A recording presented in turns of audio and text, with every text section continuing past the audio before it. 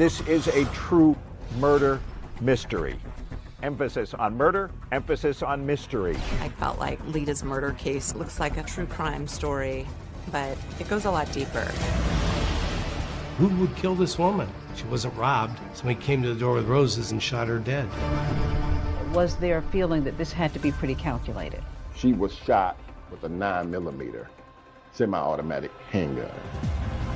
No obvious suspect. Was she at all concerned about the fact that she was in an interracial marriage and that this was a difficult time in the South? It was not a welcoming place for a black woman to live. She said, I'm done. I'm packing up my stuff. I want you to see the puzzle. When I put it together and I show it to you, you'll never forget it. Your wife's best friend has been murdered, and police are looking at you.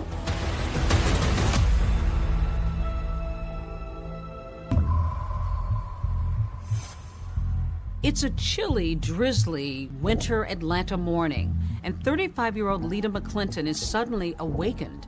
It's around 8:15 in the morning, and she heard the doorbell ring. And she tightens up her rope and goes downstairs to open the door. And I think she was probably not going to open it, but she looked through the keyhole and saw that the person had a box of flowers. There was a man standing at the door, holding a long white box of long stem roses that had a big, thick pink ribbon around it. So she receives the flowers, thinking that this is a delivery. She was really excited. She thought that it was a gift from one of her friends. In a sea of red brick townhouses, Lita's white one stands out. Her best friend Poppy and 3-year-old daughter have spent the night, and they are still in bed upstairs, just waking up. Poppy hears her say, "Good morning," to the man at the door. The flower delivery man produces a handgun. He fires a shot. She actually put the box of roses in front of her face. The second shot went right through the center of her head, and she fell with a large thud. Lita's friend Poppy was upstairs with her toddler. And right away, she grabbed her daughter and hid her into a closet and said, "You gotta be quiet, quiet as a mouse." She didn't know if the gunman was gonna come for her.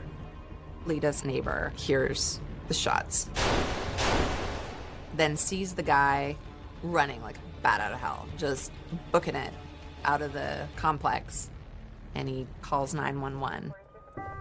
The first police officer is only a few blocks away, and he gets the call, shot.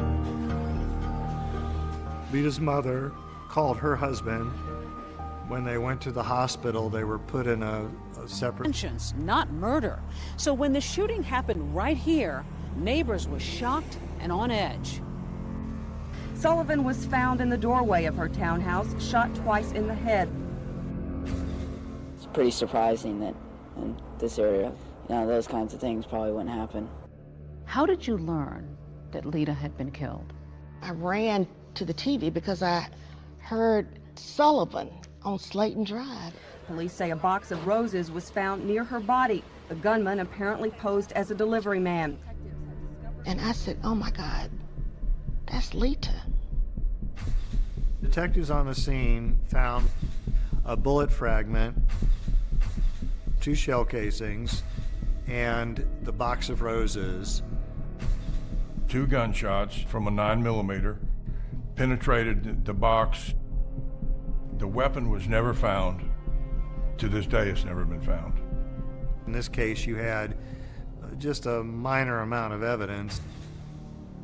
At the time, it was the top story on the news, and law enforcement officers felt a great deal of pressure in order to bring Lita's killer to justice.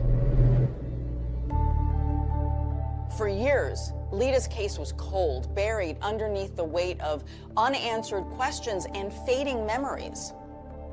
I'm Deb Miller Landau, and I just wrote a book called A Devil Went Down to Georgia about the murder of Lita McClinton Sullivan. I covered the story for Atlanta Magazine back in 2004. And the more people I talked to, the more that I researched, the more I felt like I began to know Lida. So talking about the day that she died feels personal. The case was also personal to Clint Rucker, the prosecutor. When I came to Atlanta to meet up with him, I learned that one of his passions is puzzles, working from the outside in, which also translates to solving homicides. Where do you begin? How do you start to connect? When I'm putting together a puzzle, not only in real life, but also a murder case, I make an assessment about what it is I'm working with. I start to identify pieces of the puzzle that are foundational. Lida's murder case looks like a true crime story, but it goes a lot deeper. It's a story about love and loss and greed. Lida had been reared in Atlanta's black elite. You know, on the surface, she was living an Atlanta dream. A prosperous upbringing. A very prosperous upbringing. The expectations for her life were pretty high. Black women have had to be exceptional in order to be seen. And that was the case then, and I think it's still the case now. One thing seems certain, a murder of this kind is personal. Was there a feeling that this had to be pretty calculated? Police knew almost immediately Lida Sullivan was the intended victim. Who would kill this woman? She wasn't robbed. Somebody came to the door with roses and shot her dead.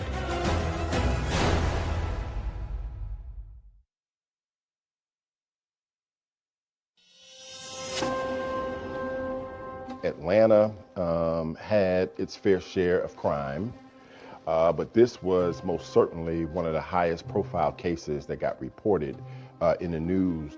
Sullivan was shot twice in the head. A box of roses found next to her body. Using a flower delivery man and shooting her, it was something that just kind of stuck out to me.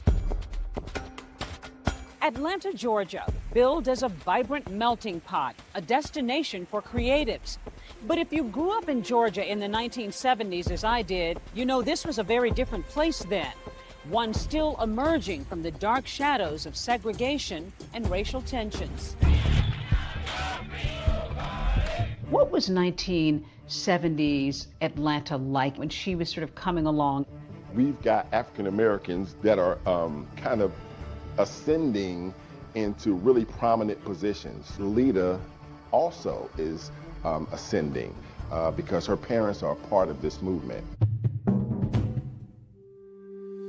Lida's parents, Emory and Joanne McClinton, were both power players, movers and shakers in Atlanta. Emory McClinton was on the State Board of Transportation. Joanne McClinton was a member of the Georgia legislature. Joanne will tell you stories about being in really interpersonal meetings with Dr. King. She was the Maynard Jackson's campaign manager when he ran for mayor. I think the McClintons had high expectations for who Lida would become. Lida Sullivan was a true daughter of Atlanta. She was just a gem, very, very proper. And she had grown up in a world of cotillions, so she really was sort of that classic upper crust black person growing up in Atlanta. She knew where she was going. She had a great sense of style. And absolutely charming. After high school, she went on to Spelman College. Her parents sort of hoped that she would enter the political arena like they were, but she was very much into fashion. She was working at a boutique at Lenox Square, and in walks this guy who had unruly curls and weird glasses and just immediately saw Lida and was taken with her. Fresh out of college, 24-year-old Lida is smitten with James, Jim Sullivan. He's a bit older, 35, and he's also white. He showered her with gifts. He just completely showered her with attention. He comes in, he dazzles her. What did you learn about him? I learned that what he saw was a fantasy in Lida. I think he looked at her as a young, very attractive, very smart, African-American female. Another big difference between them is class. Lida has been raised in Atlanta's high society and Jim on Boston's gritty South Side. He grew up in a very middle to lower middle class environment. He went to Holy Cross College, got a bachelor's degree in economics. He always wanted more for himself. He always wanted to be a rich person, but it didn't seem like that was in the cards. He was an accountant. He was working hard, but he really wasn't getting ahead. But life is about to change for Jim Sullivan when he inherits a thriving liquor distributorship from his uncle, worth millions of dollars. Crown Beverages was worth around $3.2 million. Jim had become a wealthy man. So when the McClintons met Jim for the first time, they were like, who is this guy? He had this kind of manner that was very uncouth and brash, and they were sort of mystified about what their daughter saw in him. I mean, I think the only thing they had in common was that he was Catholic and they were Catholic as well. But everything else was complete polar opposites. Another concern, of course, was race. Remember, this is the 70s. Even though the country is watching color barriers slipping away on the hit show The Jeffersons, with Primetime's first interracial couple. Your parents have never gotten over the fact that I'm white. That's because you never got over being white. At that time, this was unusual. Georgia's anti-miscegenation laws that forbade blacks and whites to marry had only been repealed 10 years earlier. Still, despite their obvious differences, Jim Sullivan pops the question to Lida. So the McClintons were like, you cannot marry this man. They felt like Lida was really making a mistake and was kind of caught up in the exuberance of this relationship. Despite her parents' strong objections, Lida and Jim are engaged. But on the eve of her wedding, Jim drops a bomb. He tells Lida that he has been married before and that he has 4 children. Lida was shocked. And then, the very same night, Jim Sullivan blindsides his bride-to-be again. He whips out a piece of paper and he says, can you sign this? And then she looks down and sees that he's drawn up a prenuptial agreement. And she's like, what is this? Apparently determined to protect his newfound wealth, Sullivan surprises Lida with a prenup, which says that in the event of a divorce, she would walk away with virtually nothing. She's reluctant, but the cake is ordered, the flowers are ready, so Lida signs the agreement and ties the knot anyway. Lida got married in 1976. It was a small ceremony in Macon, Georgia. Joanne McClinton would later describe that as the worst day of her life. The newlyweds settle some 80 miles south of Atlanta near Jim's business in Macon. It's a world away from Atlanta. But Lida agrees to give up her current job and her income and become full-time Mrs. Jim Sullivan. They bought a house in Shirley Hills, a very affluent, very white part of Macon. Joanne and Emery McClinton feared for their daughter. Being part of an interracial couple in Macon, Georgia in the 1970s would have been extraordinarily challenging. The neighbors were like, you have the gall to bring a black wife to Shirley Hills. People threw garbage on their doorstep. The out-and-out racism had to be tough for Lida. But she moves forward and makes some new connections and friends, including Yvette Miller. When Lida and Yvette occasionally go out to eat, she notices something a bit curious. We'd go out to lunch at a nice restaurant, and she couldn't pay the bill. And I would end up picking up the check. And they were a wealthy couple. They were very wealthy. Then one Christmas season, a card arrives in the mail addressed to Jim. Lida opens it, and what she discovers will make her question everything.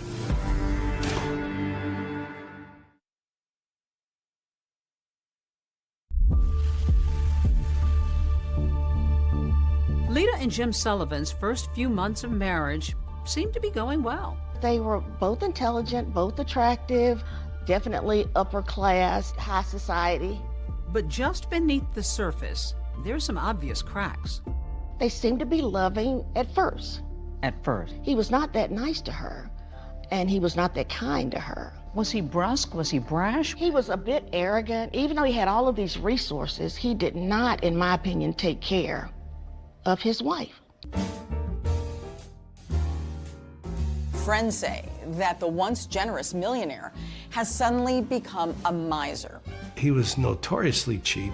He would wear his dead uncle's clothes around the house. He would use the sheath from the dry cleaning as saran wrap in the kitchen. He didn't want Lida to work, but he kept her on a very tight allowance where he gave her $150 a week. Did she express any discontentment with her marriage? When we were at those restaurants, Jim just does not give me enough money to take care of me and the house. You know, she clearly was not happy. Was there talk of infidelity? Lida had several instances where she questioned whether or not her husband was actually having an affair. One day she finds a long blonde hair in their master bathroom, and she asks Jim about it, and he says, "I don't know what you're talking about." They got into this cycle of, she accused him of philandering. He would deny it, and then he would buy her sort of an expensive jewelry apology.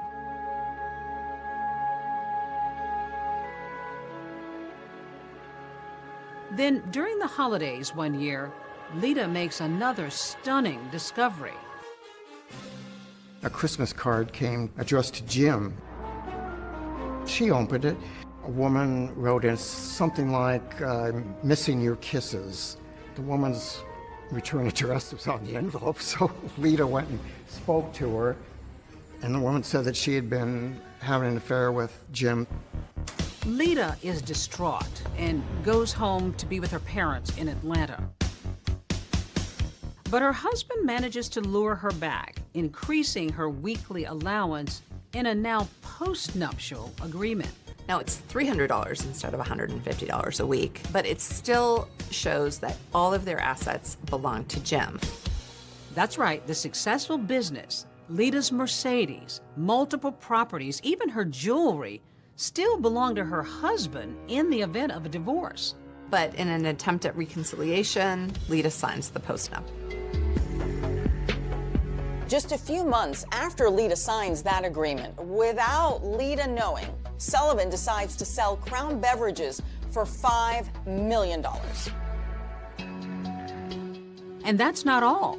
He tells her they're moving to Palm Beach, Florida. Lida was in shock.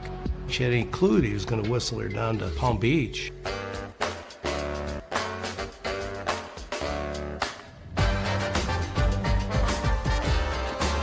But Lida's new Florida home, located a stone's throw from what would become Mar-a-Lago, is more elaborate than she ever would have imagined. Called Casa Alida, it's a 17,000 square foot mansion with 8 oceanfront bedrooms. It was just unbelievable. When you went to Jim's home, you go through this tunnel and you would be at the beach. It's your own private beach. But for Lida, everything that glitters isn't exactly gold. James Sullivan very much wanted to integrate himself into the upper echelons of society, and his aspirations did not include Lida's participation. It was not a welcoming place for a black woman to live. And when he found out that to sort of scale the level of social plateau he was looking at in Palm Beach, having a black wife was a serious impediment to that. She was left out of some affairs, and she really became upset. So even though they had money, this is a moneyed crowd, didn't really matter though. He was barely rich compared to Palm Beach. Did he want to be in that crowd? Oh yes, he wanted to, be accepted as one of the rich and famous. It doesn't take long before Jim starts to flirt with other women. And it's at a cocktail party that one particularly elegant Palm Beach woman catches Sullivan's eye. Jim sees Suki Rogers, who is a Korean-born socialite. She was telegenic. She had a spicy personality. I think a man like Jim Sullivan could not help but be intrigued by this beautiful woman. They started dating. He's still married to Lita. By now, the Sullivans have been married nearly 10 years, but things are about to explode. Lita finds women's lingerie in their master bed. It's the bra that broke the camel's back.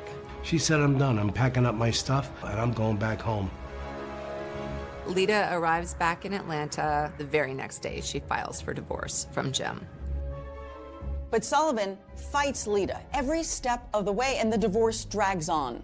Did she seem concerned, worried, nervous about her breakup? What I detected was she was excited and she was cutting the cord and leaving Jim alone. She wanted her life back. While Lita is looking forward to a new life of freedom, she can't be happy about the prospect of leaving her marriage with virtually nothing. No career, no Palm Beach mansion, no Buckhead townhouse, and $2,500 a month in alimony for 3 years.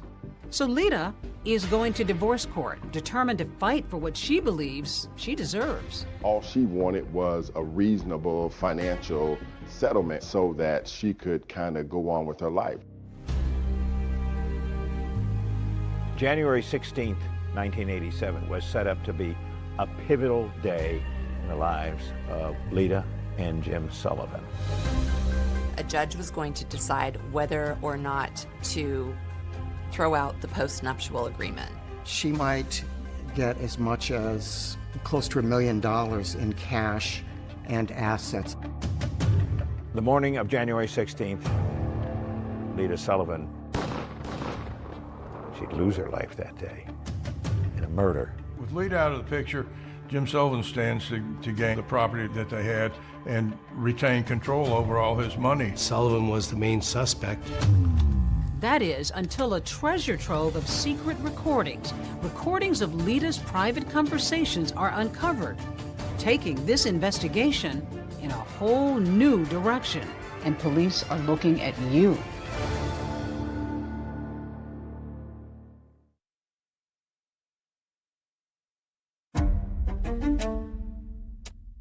You know, you make a big circle and you put everybody in it that's close to Lita. Everybody's a suspect. But the first one would be the husband. The first and obvious suspect was James Sullivan, who stood to gain everything from her death, all the property, all the monies, and who was contesting the divorce. Detectives went down to speak to him in Palm Beach, and they put him through a polygraph. Jim Sullivan not only passes the polygraph, but there's something else. He has an alibi that puts him nearly 700 miles away from the crime scene. James Sullivan was actually in Palm Beach at the time of Lita's murder. When you first look at it, it looks pretty cut and dry. When you interview all the people involved, everybody points in one direction, towards the husband. But when you sit down and look at the facts, I'm not so sure that the husband is the person that committed the crime. Nothing surfaced in the early stages of the investigation that implicated Jim Sullivan in the murder. Sullivan is cooperating with authorities, and during his interview with detectives, he mentions the name of his friend, Marvin Marable. At the time of Lita's death, Marvin and James Sullivan had a very close relationship. Remember, Marvin Marable is married to Lita's best friend, Poppy, who was in the Buckhead townhouse with her 3-year-old daughter the morning that Lita was murdered. But back before the shooting, the friendship hadn't always sat well with Marvin. When Lita moved back to Atlanta, they started, hanging out together.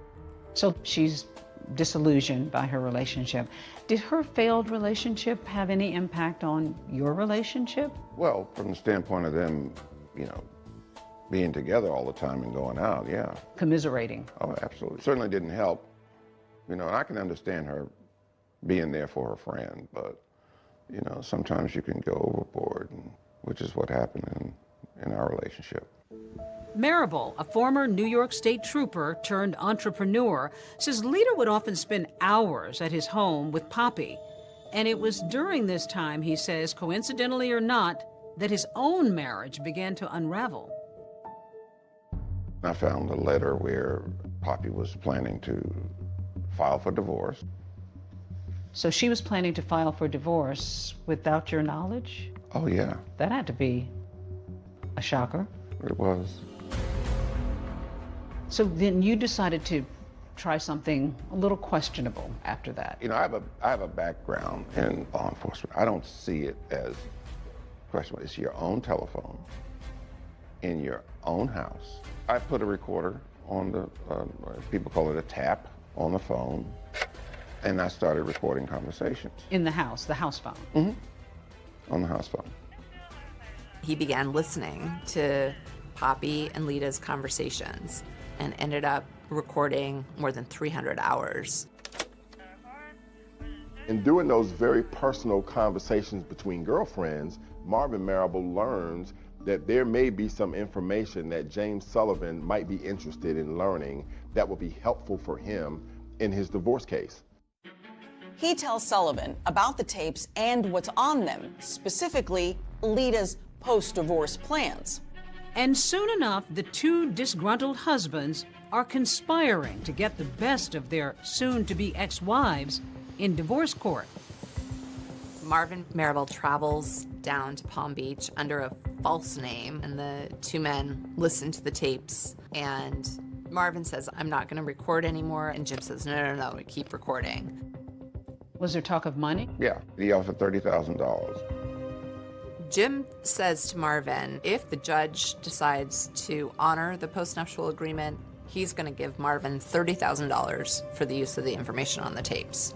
What kinds of things did Lita talk about that could be helpful to either one of you? You know, there were some guys that, you know, she would talk to, but she was legally separated. But then, just a few days after Marvin and Jim's secret meeting at Casa Elita, Poppy and Lita somehow discovered the recording device. How did they react? It wasn't nice. She filed for divorce the next day. She was angry. She was very angry. Lita was upset too, so upset that she reported Marvin to the authorities, and he was charged with possession of an eavesdropping device. So when police questioned Sullivan about who might have a motive to murder his wife, he tells them to look no further than Marvin Marable.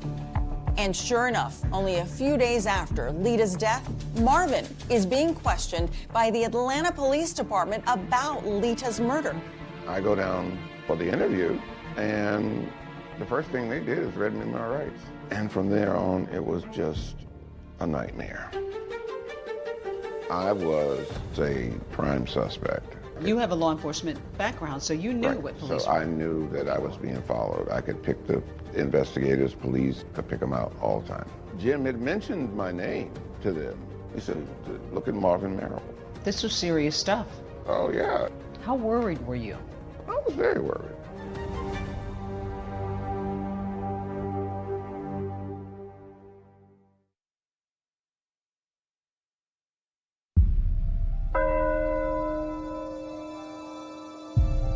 Joanne and Emery McClinton were beyond devastated.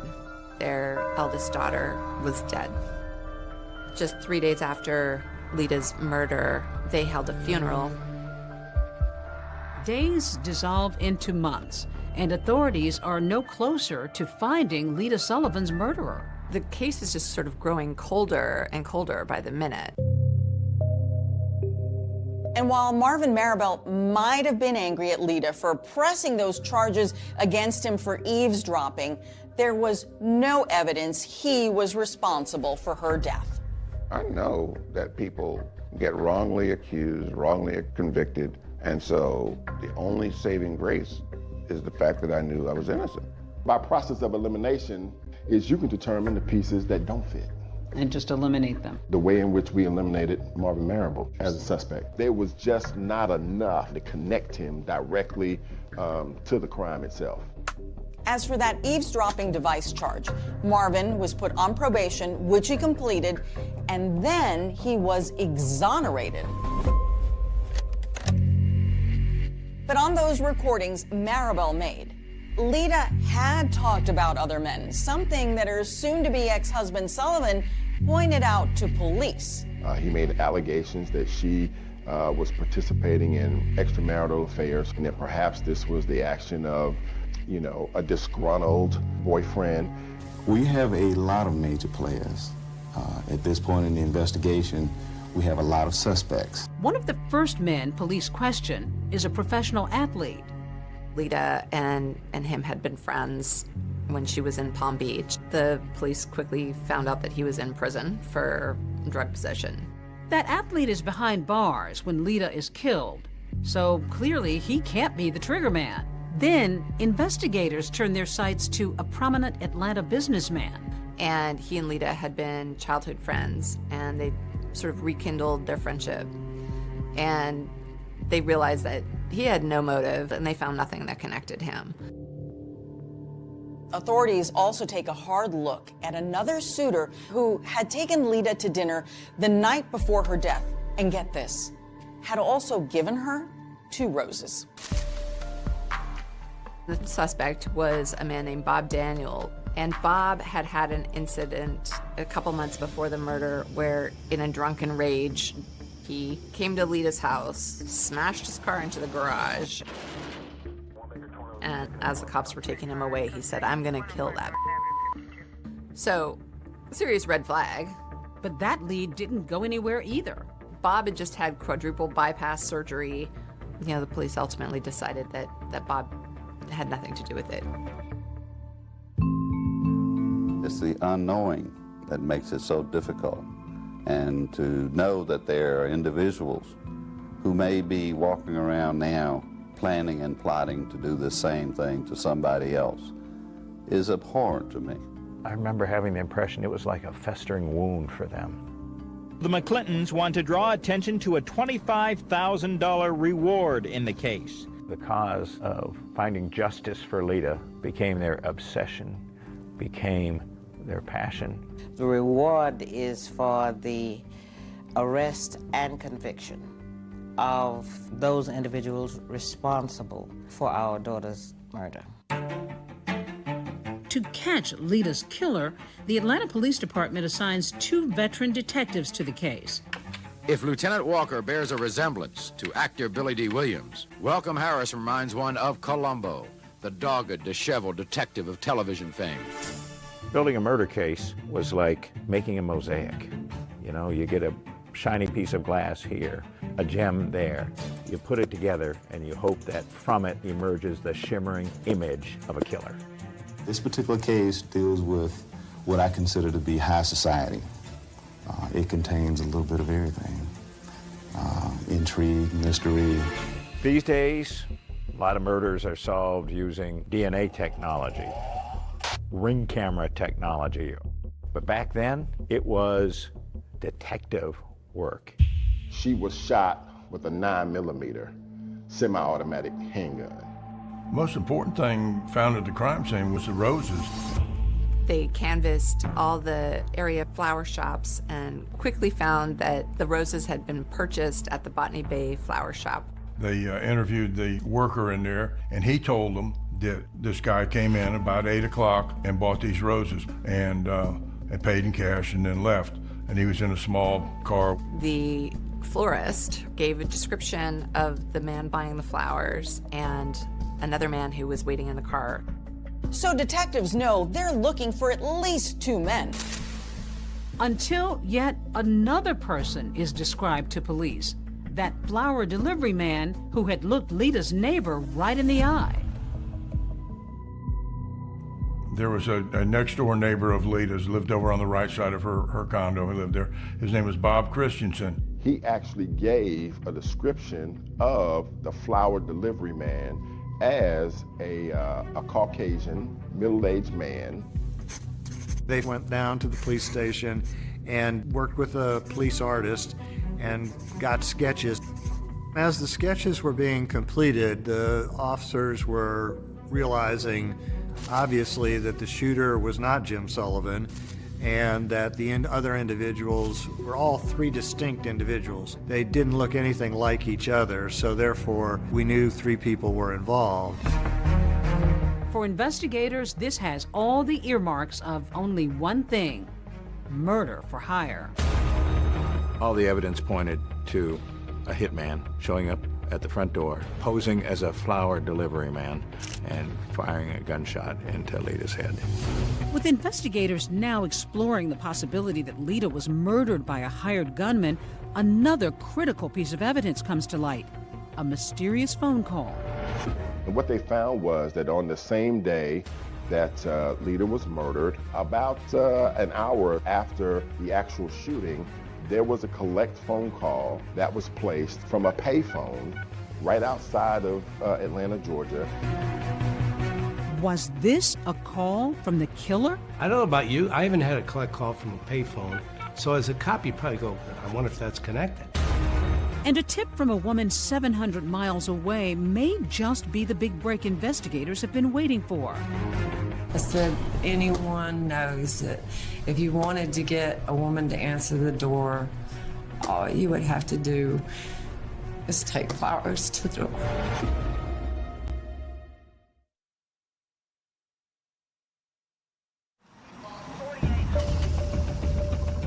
This was a huge puzzle of a case. A hitman showing up at the front door, posing as a flower delivery man, firing a gunshot into Lita's head. How did your puzzle-solving skills come into play? You figure out what fits and what doesn't fit. I want everyone listening to this to know that I am absolutely innocent. The loss of a daughter. They still don't have the murder weapon. But they do have witnesses. Do you know anybody can possibly take care of my problem for me? Because I need some help here. Anyone knows that if you wanted to get a woman to answer the door, all you would have to do is take flowers to the door. She suggested the flowers. She suggested the flowers. You actually brought in a doorbell. Why? To have that sense of what Lita Sullivan experienced right before her murder. She's about to meet her maker.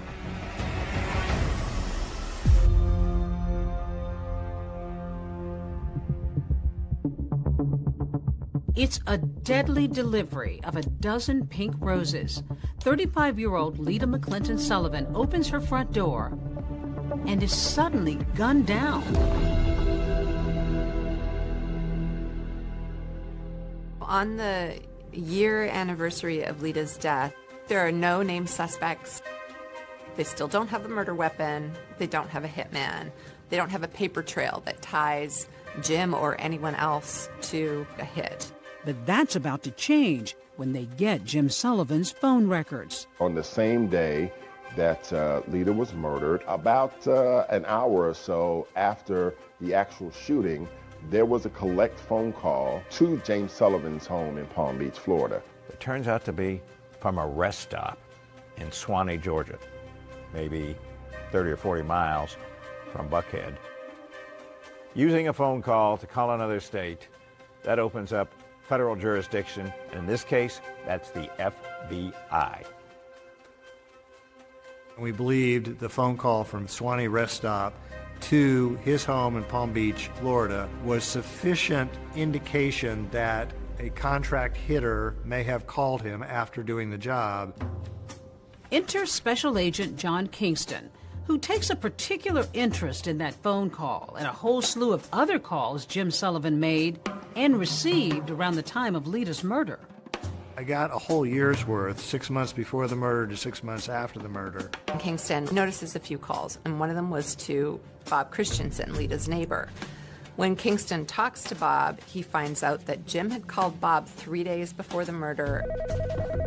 Sullivan said, had he seen anything suspicious around Lita's townhouse? And Bob finds it strange. He hasn't talked to Jim in over a year. Bob Christensen shares something else with Agent Kingston.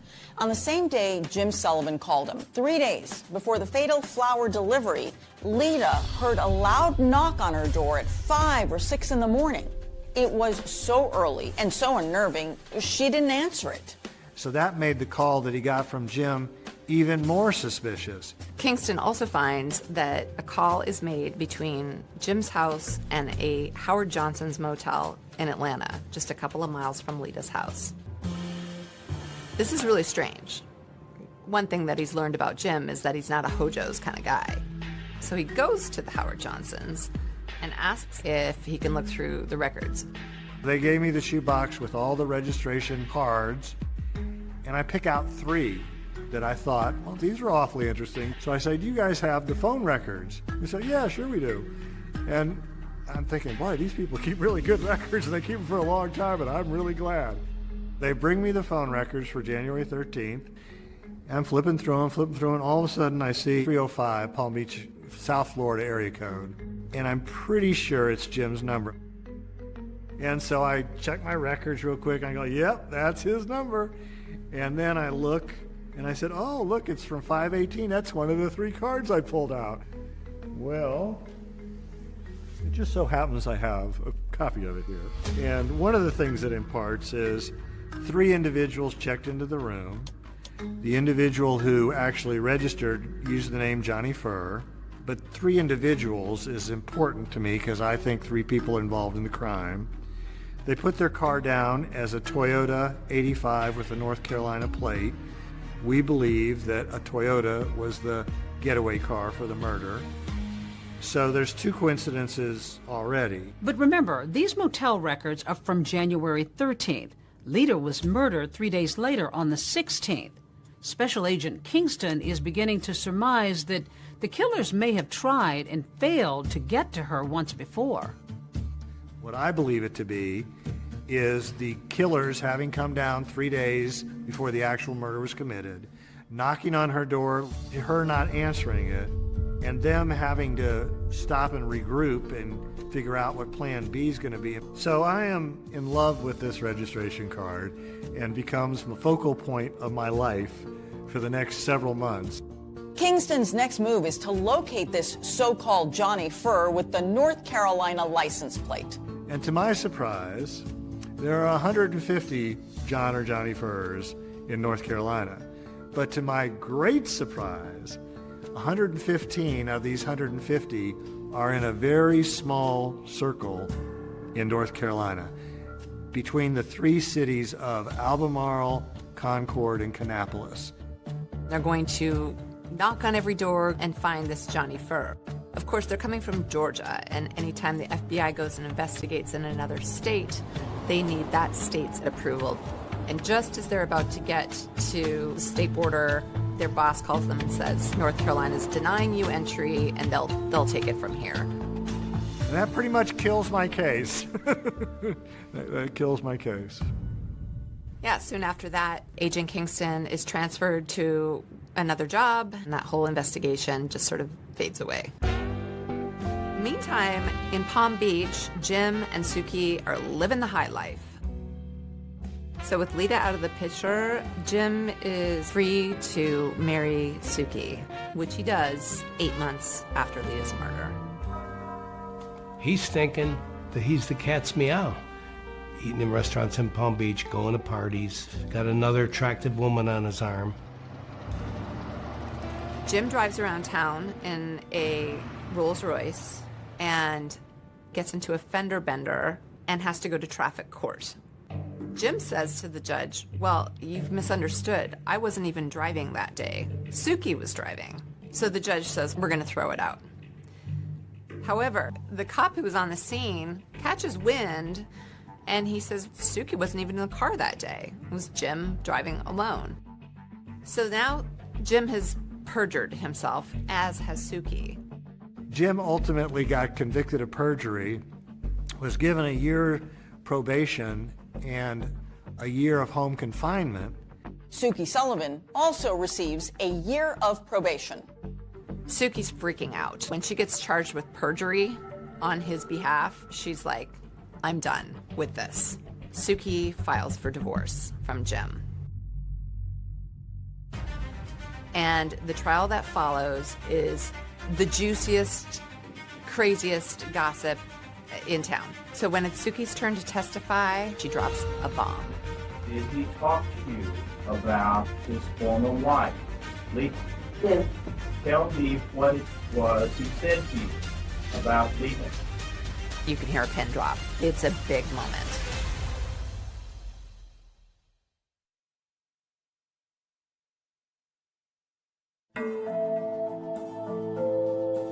After 33 months of marriage, Suki files for divorce from Jim. Not surprisingly, it's another disputed divorce. But what might have been typical testimony about alimony takes a sudden turn in court. Tell me what it was he said to you about Lisa. He hired someone to work with her. I'm sorry? He hired someone to work with her. She claimed that he confessed to her that he had Lita killed. This became a bombshell in the investigation of the murder of Lita Sullivan. Suki Sullivan's divorce testimony may be big news for the FBI, but it has zero impact on the divorce judgment, which favors her husband, Jim Sullivan, in nearly every way. His divorce was complete, but his life with turmoil was just beginning. The opulent ocean-facing Palm Beach Palace may look like something out of The Great Gatsby, but while we watched, a new chapter in a crime story was unfolding. We develop information here at WSB. There's going to be a raid on Jim Sullivan's Palm Beach mansion, and that is the biggest break in the Lita Sullivan case since the murder itself. Investigators from the FBI, Atlanta Police, and the Georgia Bureau of Investigation were on the grounds of a mansion identified as that of James Sullivan. All of a sudden, Jim Sullivan is clearly in the crosshairs of federal authorities. They got a tip that Jim, now a convicted felon, has guns in the house. Of course, you're not allowed to have guns if you're a convicted felon. So they put together a sweeping affidavit to get a search warrant. We did see a number of guns loaded into a car and this box carried out. When they found the guns, he was in violation of his probation, and so he went to jail for 9 months. All this time, a federal grand jury has been convening in Atlanta. They've got what they found in the mansion. They got what they found in the phone records. They've got Suki Sullivan. They've got the neighbors. What they don't have are the identities of the hit team. There's a problem, though. We, the federal government, have a 5-year statute of limitations, which is going to be up on January 16th of '92. With 5 or 6 days to go before it expired, the U.S. Attorney made a bold decision. We're going to take our best shot with what we got right now, so they indict Jim Sullivan. Jim Sullivan is indicted on multiple counts of arranging Lita's murder for hire through interstate phone calls. Millionaire James V. Sullivan is on trial in connection with an alleged murder for hire plot. Here he arrives for the first day of trial testimony. It was a trial that transfixed Atlanta. I mean, it was something we were covering on basically a daily basis, but we couldn't have it on camera because it's federal court. It looks like the family is finally going to have some accountability for the murder of their daughter, Lita. The prosecution suggests the killers were calling Sullivan from the rest stop to say the job was done. The defense suggests otherwise. Jim Sullivan is lawyered up with the best criminal defense lawyers that you can find anywhere in Atlanta and maybe in the whole country.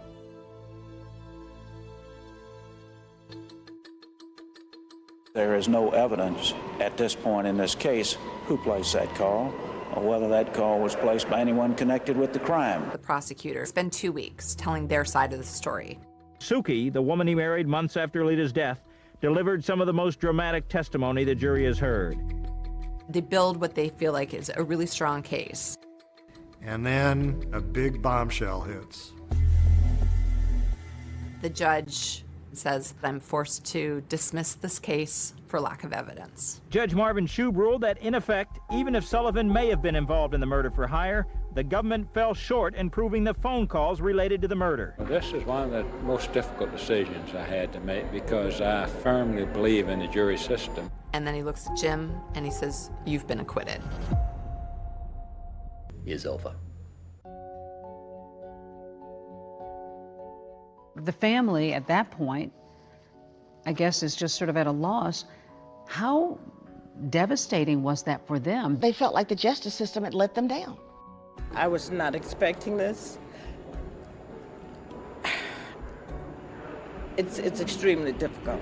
The system today is weighed in the favor of the defense. James Sullivan seems to have gotten away with murder. But Lita's parents aren't giving up. They file a wrongful death suit in Palm Beach, Florida, and they win.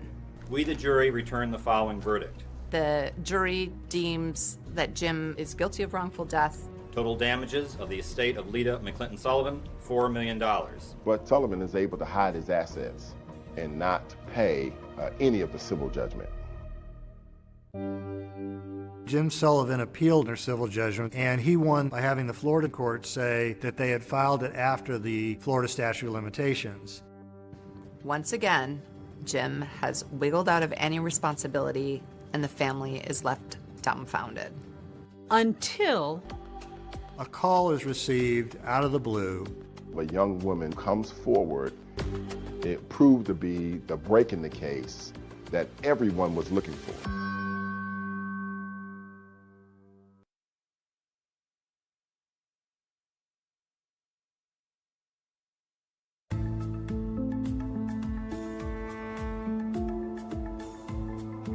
"11 years have gone by since Lita Sullivan was gunned down on her doorstep when a tip comes in from a town 700 miles away. A call is received out of the blue, and the individual calling is an attorney in Beaumont, Texas. He has a receptionist whose name is Belinda Trahan, who has told him a very unusual story about her boyfriend, Tony Harwood. Belinda and Tony lived together in Albemarle, North Carolina, and he was a long-distance truck driver for North American Van Lines. He basically drove a moving truck. Belinda tells her boss about a time that Tony came home from a long-haul trucking trip and said that a rich white man in Florida offered to pay him to, quote, take care of his black wife in Georgia. At the time, Belinda didn't believe it. She thought he must be cheating on her. Belinda thought that it was Tony just trying to get out of town and go down to Atlanta to the strip bars. Until he took her to meet this rich white guy in a diner somewhere, and he got a wad full of money. She says he sits down briefly in their booth and gives Tony Harwood the balance owed for the hit on the man's wife. Belinda Trahan tells her boss that soon after this bizarre trip, she broke up with Tony Harwood and moved to Texas. But now, 11 years later, she says that he mysteriously reached out to her again, asking her to meet him at a nearby truck stop. She's afraid that he may commit harm to her. And it's this new tip from Belinda Trahan that sends Georgia authorities to the Lone Star State, turning up the heat on an otherwise cold case. Georgia Bureau of Investigator Agent John Lang takes a detective from the Atlanta Police Department and goes down to Texas to talk to Belinda. She was with Tony when they met this mysterious man at this diner that they were meeting at. We wanted to show her a lineup of pictures in hopes that she could pick Sullivan out of it. And she takes her pink fingernail and taps right on Jim Sullivan's face and says, "This is the man." My plan of attack was to get some recordings with her and Tony. So we got her to get in touch with Tony again. She's talking to him and trying to coax information out of him, knowing John Lang is listening on her end. And Tony gives enough information that places him at the scene at the time. We had the phone calls with Tony. She picked Jim Sullivan out of the lineup, but there was still more investigation to do. We really didn't know who Tony Harwood was. John Lang knows that Tony worked at North American Van Lines. So he calls up North American Van Lines and he says, hey, you don't happen to have your records from 11 years ago? And the guy says, yeah, there's some boxes full of files up in a musty attic. You're more than welcome to go poke around. We went up into a hot attic and opened the first box that I went through. And about the third document I looked at was Jim Sullivan. His address was on it, Palm Beach, Florida. His signature was on it, and Tony Harwood's signature was on it. He finds a bill of lading showing that Tony Harwood moved furniture for Jim Sullivan 2 months before the murder. And it's the paper trail he needs. It's like the jackpot. Astounding. I don't know any other way to explain it. I mean, open this box and like the third record I look at, here it is. I mean, it just like it was meant to be. On a Sunday morning in April of 1998, John Lang and local authorities go knock on Tony's door in Albemarle, North Carolina. Tony answers the door. And he said, you know, I've been waiting on you boys for a long time. They take Tony to the Albemarle police station. Lang interviews Tony for 3 hours in this tiny room. But at the end of the day, Tony admits to taking money from Jim, $25,000, to take care of Lita. He also tells the detectives that he wasn't the one to pull the trigger, but that he was there the day of the murder. He went through the whole case, and throughout the interview, he incriminated himself even more. I mean, admitted that he was there. He knew what happened. So he was arrested for murder of Lita Sullivan, and we took him back to Atlanta that day.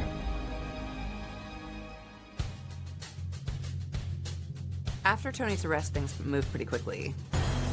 We are here today to announce the issuance of a warrant for the arrest of James V. Sullivan. They got enough to get Sullivan, and now boom. Sullivan hears of this and blows. He takes off. We have reason to believe that he's outside the country. He's just gone, vanished. Investigators say he could be anywhere. He is nowhere to be found.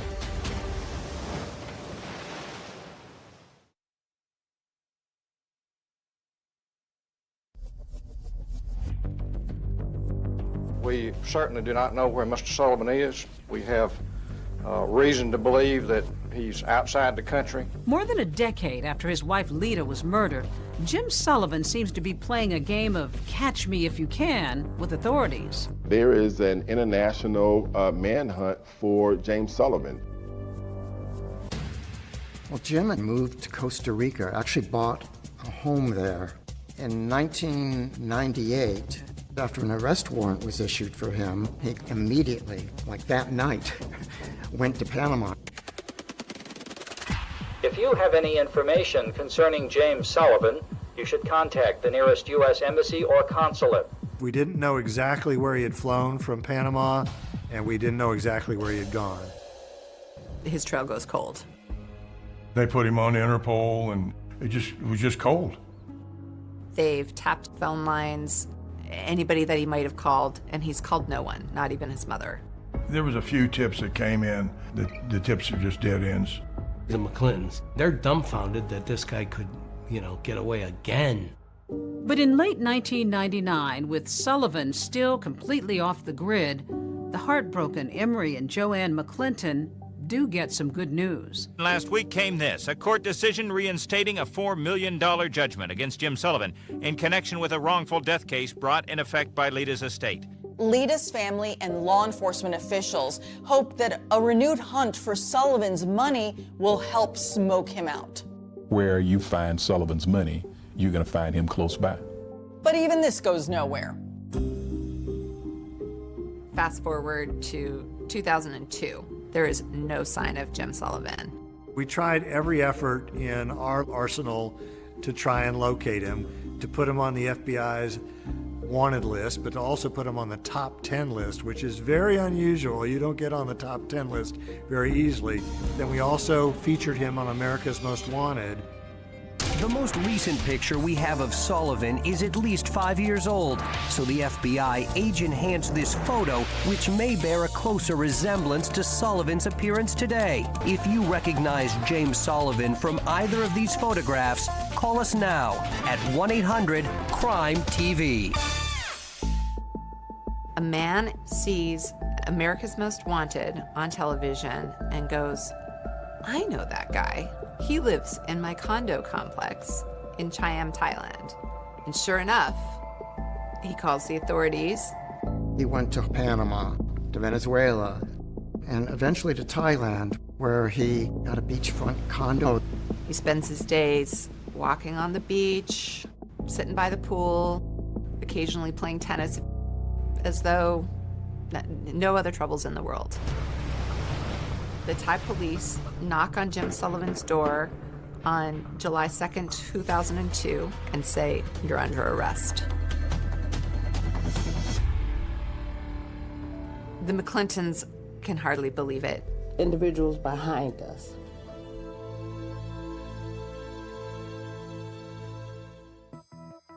Almost as soon as Jim Sullivan is arrested for murder, Tony Harwood, who has continued to deny being the trigger man, agrees to a plea deal. Tony kind of sees the writing on the wall. Harwood just decided that he would plead guilty, a negotiated plea for manslaughter, and that, in turn, that he would testify against Jim Sullivan.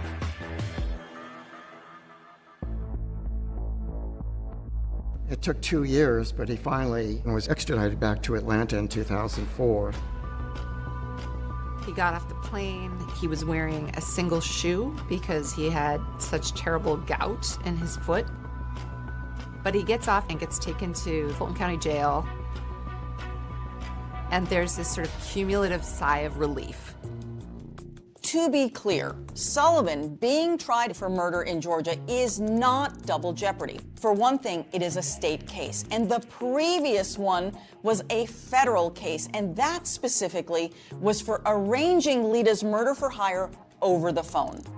The elected district attorney appoints me, along with a couple of other lawyers, to prosecute the case. This was a huge puzzle of a case. Right. How did your puzzle-solving skills come into play? There's no cutting corners, and you spread the pieces out, and then you figure out what fits and what doesn't fit. And that's kind of what the prosecution of James Sullivan was like. It was putting together all these different pieces so that we could make sure that the prosecution of the case was done accurately and with integrity. What concerned you going into this trial? He was rich. He was a white male. He had escaped the federal authorities before, and he had two of the best criminal defense attorneys representing him. They are sharp, and if they can find a way out, they're going to find a way out. There will not be one shred of physical evidence that links Jim Sullivan to this crime. Jim has eluded justice so many times that there's a real palpable fear that he's going to get away with it, that he's going to elude justice again.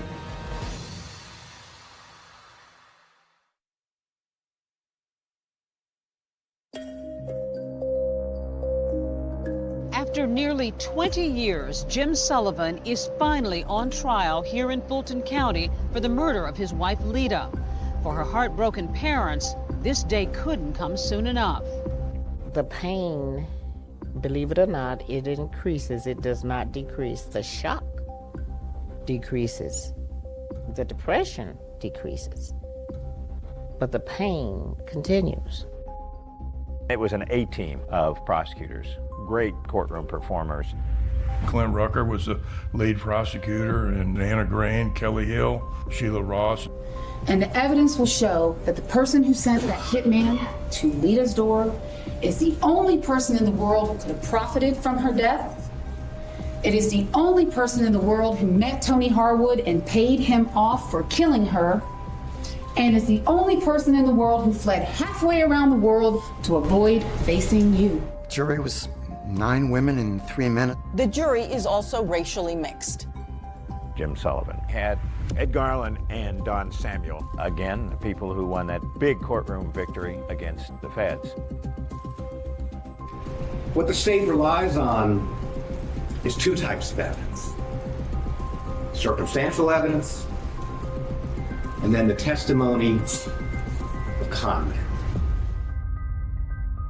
The state initially started out the nature of the crime and what happened that morning. I heard 2 sounds. They sounded to me like steel hitting steel. I just didn't want to believe that it was a gun. And so I hesitated for a second, and then I really knew that it was a gun. She was able to squeeze my hand each time I spoke with her, like she understood what I was saying. And for many, many years after this, I thought that's all it was. And then one day I realized that she was comforting me more than I was comforting her. That was the sort of lady I felt she was. They had the phone calls that the FBI had found. There was a call from this room to Mr. Sullivan's home at 7:44 in the morning. But all this testimony notwithstanding, it's Belinda Trahan and Tony Harwood who everybody wants to hear from. Belinda Trahan was the most important witness in the case. He told me that some white guy who wanted to take out his black wife. I didn't believe it. Why not? I've been with him for 3 years, over 3 years. I mean, I figured he met someone because we were on the outs. Most chilling about Belinda's testimony is that she confirms that there was at least one failed attempt on Lita's life. She testifies that when Tony had gone to Lita's house on January 13th, that she didn't come to the door. They drove back to North Carolina and told Belinda that, it didn't work. But Belinda testifies that hearing that from her boyfriend left her incredulous. I said, just don't even lie to me. I said, because anyone knows that if you wanted to get a woman to answer the door, all you would have to do is take flowers to the door. Did you in any way mean for that to be a suggestion as to how to get the job accomplished? No, not at all. Here's Belinda Trahan, and she is falling on the sword about what she did. She suggested the flowers. She suggested the flowers, and she admitted that on the stand. You brought in the diner booth where they sat. Why couldn't you just tell the jury and show pictures? I want you to see the puzzle once it's all put together. Yeah, I can show you the box. I can show you a photograph of it. But when I put it together and I show it to you, you'll never forget it. Pushed the paper across the table like this, and then Tony put his hand on it and took it from there. And there was a particular moment when she is asked to stand up in court and identified the person she witnessed give Tony Harwood an envelope full of money. Please, point him out. It's right there. He can't even make eye contact. Your Honor, may the record reflect the witness has identified the defendant, James Sullivan. But if prosecutors feel like Belinda Trahan's testimony is helping their case, they have to know that it's just as big a risk to put Tony Harwood on the stand. Can you show the jurors the body language Mr. Sullivan used and the tone of voice, if it's possible, that he used when he was explaining to you that his wife Lita was a problem? You know, I've got this wife of mine up in Atlanta, and she is just trying to take everything I've got. And I don't know what to do about it. I need someone to take care of my problem. Do you know anybody who can possibly take care of my problem for me? Because I need some help here. We could prove Tony Harwood and James Sullivan actually met each other. So I spent the first part of Tony Harwood's examination confirming his signature on the hotel receipt. And the signature, Johnny Kerr. The fact that he actually went to the flower shop. Who actually went inside the flower shop to purchase the flowers? I did. They had Tony Harwood saying that he was the one who made the collect call to Jim Sullivan's house. What did you say to him? I said, Merry Christmas. And he said, I understand. And that was it. What were you trying to convey to Mr. Sullivan by giving him that signal, those code words? That his problem was taken care of. The defense had their chance to cross-examine Harwood. Not a single question. The two key witnesses were, of course, Belinda Trahan and Tony Harwood. And so, in closing arguments, the defense assailed their credibility. You should reject everything that came out of his mouth. Harwood says envelope in the bathroom. She says an envelope at this booth over here. Garland presents to the jury a letter-sized envelope stuffed with bills. Harwood had said it's all cash in $20 bills. See, oops, some of it fell out, and some more. It won't fit in an envelope. The whole story just doesn't make sense. In your closing arguments, you actually brought in a doorbell. Why? What was the point? I wanted the jurors to have that sense of what Lita Sullivan experienced right before her murder. An ordinary moment. In an ordinary moment. The second reason why I did it is because James Sullivan liked to read books. And one of his favorite authors wrote a book called For Whom the Bell Tolls. I'm going to ask you through your verdict of guilty to each and every count to tell James Vincent Sullivan for whom the bell tolls. Tell him that it tolls for thee. For you. For you. And then I rang the doorbell 3 times.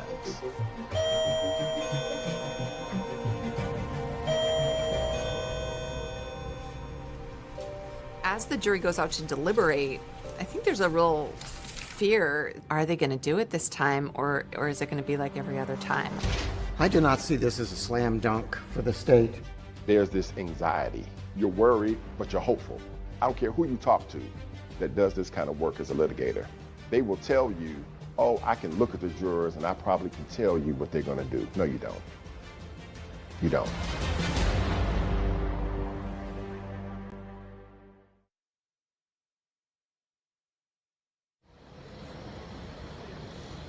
This is breaking news.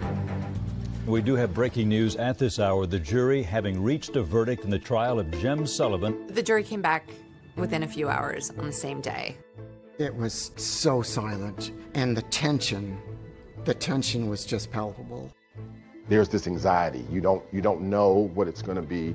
You don't know how it's going to turn out. And you're worried, but you're hopeful.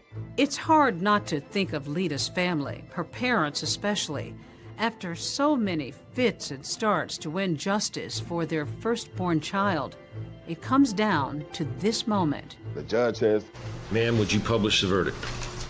And then from that moment until they get finished, nobody is breathing. Count 1, malice murder. We, the jury, find the defendant, James Vincent Sullivan, guilty of malice murder. I got a chance to hug Emory McClinton. I had never been hugged so tight before. This was his baby. And we had finally, after 19 years, brought that man a sense of satisfaction. I'll never forget it. The conviction of James Sullivan was the biggest puzzle that I had solved in my career and it is one that gave me the most satisfaction that I had ever experienced as a prosecutor. The court hears victim impact statements. What a loss it was to have Lita gone from their lives. I dream of Lita often. She is smiling and walking in my direction, and I in hers. But we never reach each other. The jury came back and gave him life in prison without the possibility of parole. I am so very pleased, and I'm happy. What we were waiting for was something in our judicial system, something to happen and to bring it all together, and that's what you see today. Why did it take 20 years, do you think? It goes back to the resources. He had privilege? White privilege, completely. He knew how to manipulate people, and he had the resources to do that.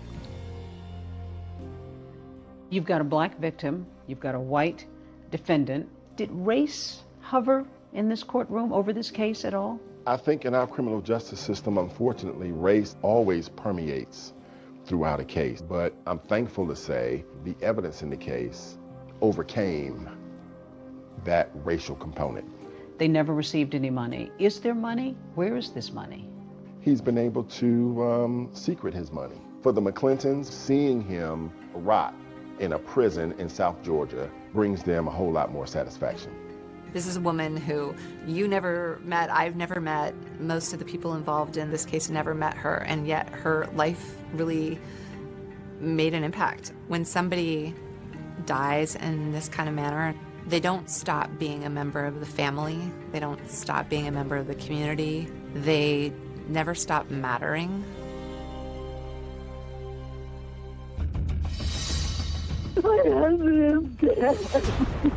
I'm missing my right arm. I feel like I'm just missing my life. I don't know what to do. Miriam gets home. It looked like the house had been ransacked. She sees Alan laying on the kitchen floor.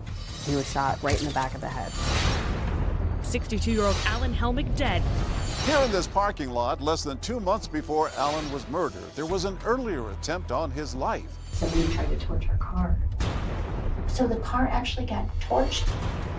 We found a vehicle that had a wick in its gas tank and had been set on fire. You ever seen anything like that before? We didn't know if this person could come back. Miriam became convinced she was being watched. She thought somebody was trying to come into the house, and she was scared for her life. 2 weeks after Alan's murder, Miriam finds a dramatic discovery under her doormat. And she goes, "What should I do? What should I do?" And I said, "You call the police and you get away from there." There's a card inside that says, "Alan's first, you're next. Run, run, run."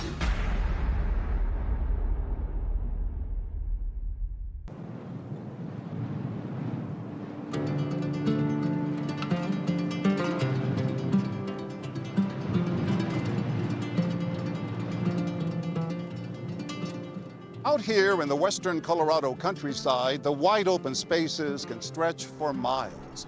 In a place this remote, it might seem unlikely that two lonely souls might find each other and a second chance at love. But that's exactly what happened here, until one warm summer day when the peace of this place was shattered by unimaginable violence. 911, what do you have to cover your emergency? My husband is You what? My husband is dead. This was a big story that shocked a small town. There's stuff everywhere. He has blood under his head. There was a scare in the community, you know, that something like that could happen. We don't have a lot of crime here. No. I've got to do this. Murders just didn't really happen there, especially murders with so many twists, and especially to a well-respected businessman that everybody really loved. Alan Helmick was a fixture in this community, a man who dedicated his life to helping others achieve their dreams, getting small businesses off the ground and families into their first homes. In fact, he was known as the broker of Main Street. Alan Helmick was a prominent businessman. He had a mortgage business. Everybody respected him. He was firm, but he was very friendly. An avid outdoorsman, Alan took advantage of all western Colorado had to offer. The western slope is just gorgeous. It really is where the West meets a bit of suburbia. And in Whitewater, people had these sprawling homes, very affluent, very safe. How would you describe this town of Grand Junction? We pride ourselves on our outdoor activities, our beaches, our wine industry. Great for families. Alan had grown up in the nearby town of Delta and settled into Grand Junction to raise a family. What was Alan Helmick like? You know, he was a good guy. He was a great athlete. Bob Cacchetti was Alan's friend and longtime accountant. Good instincts? Yeah. Oh, he was a risk taker. He was a gambler. We went to Vegas once, and I think by the time we checked in the hotel, he was borrowing money. He recovered, you know. He was a good business person. He took a lot of chances, but it seemed to more than not played out and worked well for him. And definitely not one to shy away from attention. One time we were in Mexico. A bunch of us were down there on a fishing trip, and the mariachi band came around the restaurant. Alan handed him a few dollars and asked for the trumpet from one of them, and he joined him on the trumpet. And he was really good. It was like, wow, where'd that come from? So it didn't surprise those who knew Alan that after his first wife unexpectedly passed away, he wanted to meet new people. So he decided to try something different, dance classes. And his instructor is this woman, Miriam Giles. Oh, yeah, he came in one time, and we were doing something, and he says, yeah, I just love dancing. Miriam was a very good dancer, a good instructor. She had me dancing, which was a miracle. Alan, I believe, kind of had that love at first sight feeling and really wanted to pursue Miriam and did so on the dance floor. Miriam was 10 years his junior, but Alan didn't let that discourage him. He described meeting Miriam in an interview he did shortly before he died. She didn't want to date me, but I persisted. She was my dance instructor, so I could go on a cruise and not be club-footed. You know, we ended up becoming pretty compatible. Alan seemed reborn. He was so very happy. They ended up falling madly in love and got married within 2 years of knowing each other. They would talk about how they would go out on their boats late at night to watch the sunsets together, have an evening cocktail, and just how they felt like they had just found a true partner late in life. It was just like a little fairy tale come true. It's June 10th, 2008. Typical, beautiful Tuesday morning in Whitewater. And Miriam leaves to go run some errands. Alan was going to get his car serviced, and then they were going to meet up for lunch. She stopped to get cigarettes, stuff for her horse, even check on a prescription for him.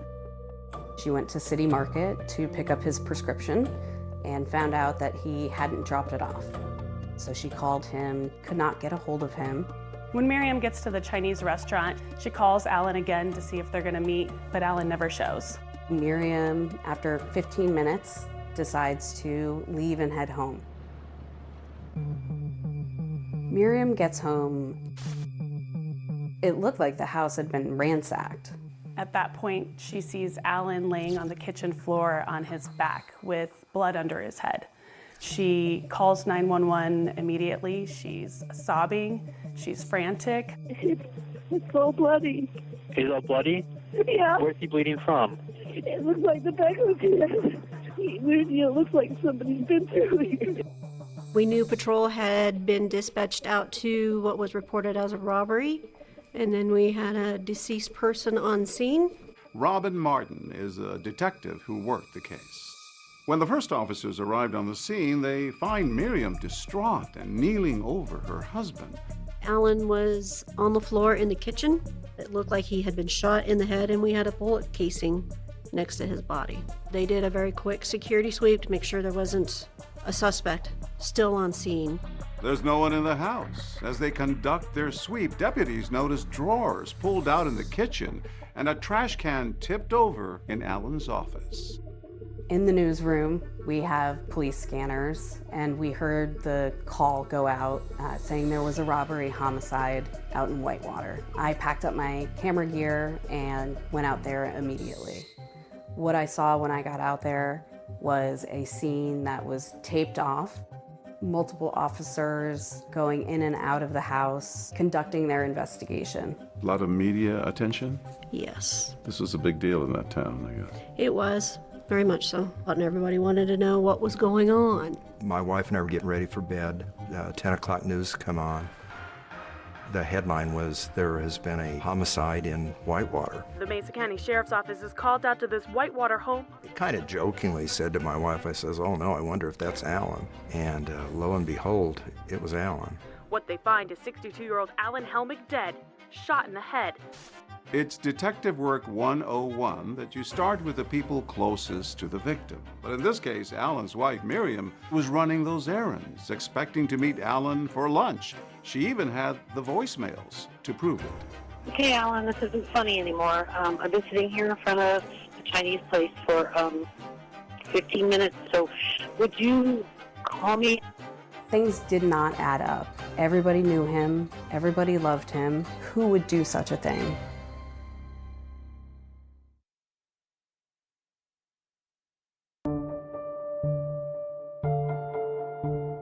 The Mesa County Sheriff's Office is called out to this Whitewater home on a report of a possible robbery. What they find is 62-year-old Alan Helmick dead, shot in the head. After finding her husband Alan dead in a pool of blood on the floor of their Whitewater, Colorado home, Miriam Helmick is brought in for an interview with the Mesa County Sheriff's Office. Thank you for coming down and helping us get to the bottom of this. We appreciate it. It's Miriam, right? Investigators are trying to solve this murder. The first 24 to 48 hours are critical, and she is the first person you want to talk to. Miriam was at our office. As we do with all, what were you doing today? Can you go through your day for us? I had some errands I needed to run today, so we would meet later, so he got in the shower and got dressed. Okay, what time did you leave? And what did she tell investigators about her whereabouts that morning? She started listing off everywhere she had been. She told us that she was calling Alan several times, was getting his voicemail. Hi, Alan. I just want to let you know I'm going to Walmart. If you're going to meet me for lunch, let's meet at the Chinese buffet. Love ya. Bye. Then what happened? I still hadn't heard from him. And then I went from there to Orchard, Mesa City Market to pick up his prescription. Okay. What time is it now? I probably got there about around 10. Hey, Alan, you need to turn your phone on. Question for you. When I picked up your prescription, they said that you hadn't been by yet. So are we still going to be able to meet for lunch? It's not like you to not call me, so give me a holler. Thanks. Bye. And since he hadn't called me back, I thought he was caught up somewhere to me. So I left him a message and told him I was going home in case he decided to meet me there anyway. Okay, Alan, this isn't funny anymore. I've been sitting here in front of a Chinese place for 15 minutes, and you're never late. So would you call me? Miriam's entire morning is accounted for. She even offers up proof of where she's been. I think I have all the receipts in my pocket. She actually went from one end of the valley to the other end, and we were able to track her movements, not only by her receipts, but by her cell phone interacting with cell phone towers. She was tested for gunshot residue? Yes, she was tested for gunshot residue. Her clothes were collected? That's right. They take those items to check them for any kind of gunshot residue or blood spatter that might indicate Miriam had something to do with this. And those results came back negative. She's also caught on several surveillance cameras throughout the morning. Miriam seemingly has an airtight alibi. So naturally, investigators are anxious to ask her who she thinks may have wanted to harm Alan. Did he have any enemies, any problems with any of his contracting work going on? Any disputes? Would he share that with you if he did? I think so. He shared a lot with me. Miriam said Alan was generally well-liked, but detectives also knew he'd been a local mortgage broker. Could he have turned someone down? Maybe had a disgruntled former client or co-worker who was out for revenge. He did not like lying or dishonesty. He would fire people for that, but that was respected. And he had started his own business here decades earlier. Alan had married his high school sweetheart, Sharon, and had 4 children through 37 years together. But on New Year's Eve, 2003, she died of a sudden heart attack. How did that affect him? Friends said that he was quite depressed and wasn't doing that well. And soon afterward, he takes up dancing. He was encouraged to try a new activity. When Alan met Miriam, I know she had a policy of not dating her students, but Alan was pretty relentless. Kieran Wilson was a local journalist in Grand Junction, Colorado, who covered this case. Just days after Alan's murder, she spoke to an emotional Miriam. I met him teaching how to dance, and I didn't really like him. Wow, he grew on me.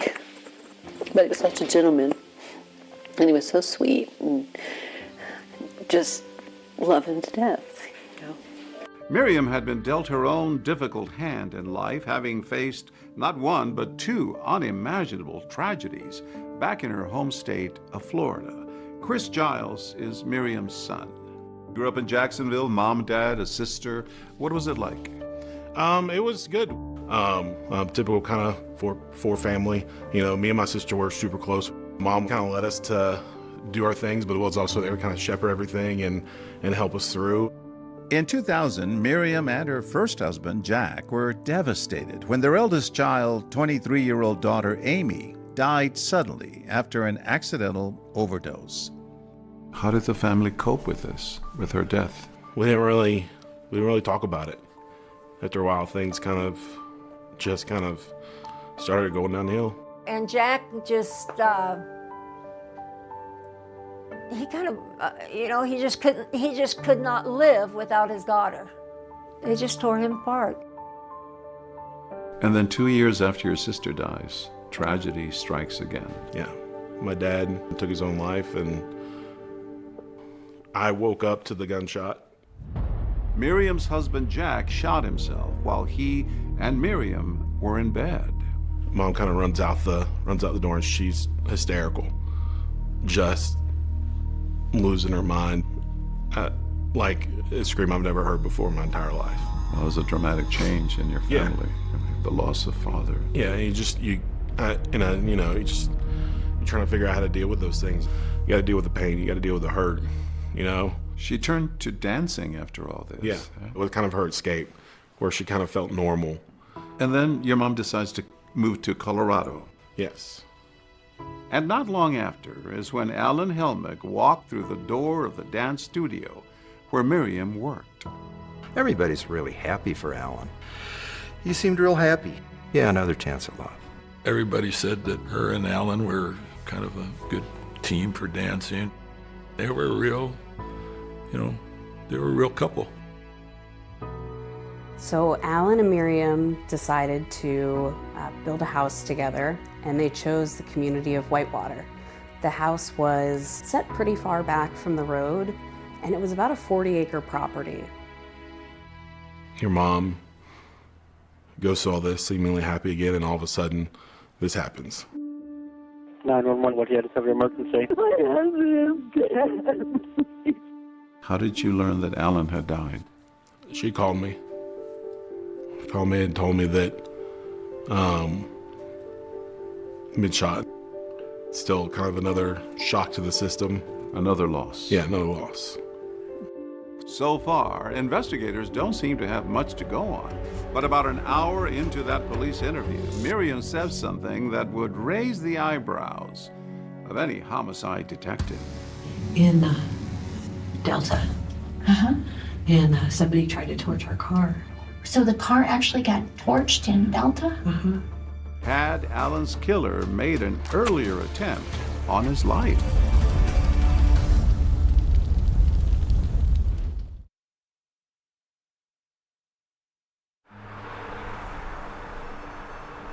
After Alan Helmick is found murdered in his Whitewater, Colorado home, his wife Miriam is interviewed by investigators. And she tells them about a shocking incident that happened just 6 weeks earlier. Somebody tried to torch our car. They took a stick or a big like restaurant skewer and put some kind of gauze on it and stuck it down in the gas tank and lit it. Here in this parking lot, less than 2 months before he was murdered, there was an earlier attempt on Alan's life. Someone tried to set his car on fire. It looked like something straight out of a movie, but for the Helmicks, this brush with death was all too real. Tell me about that incident. What happened that day with the car?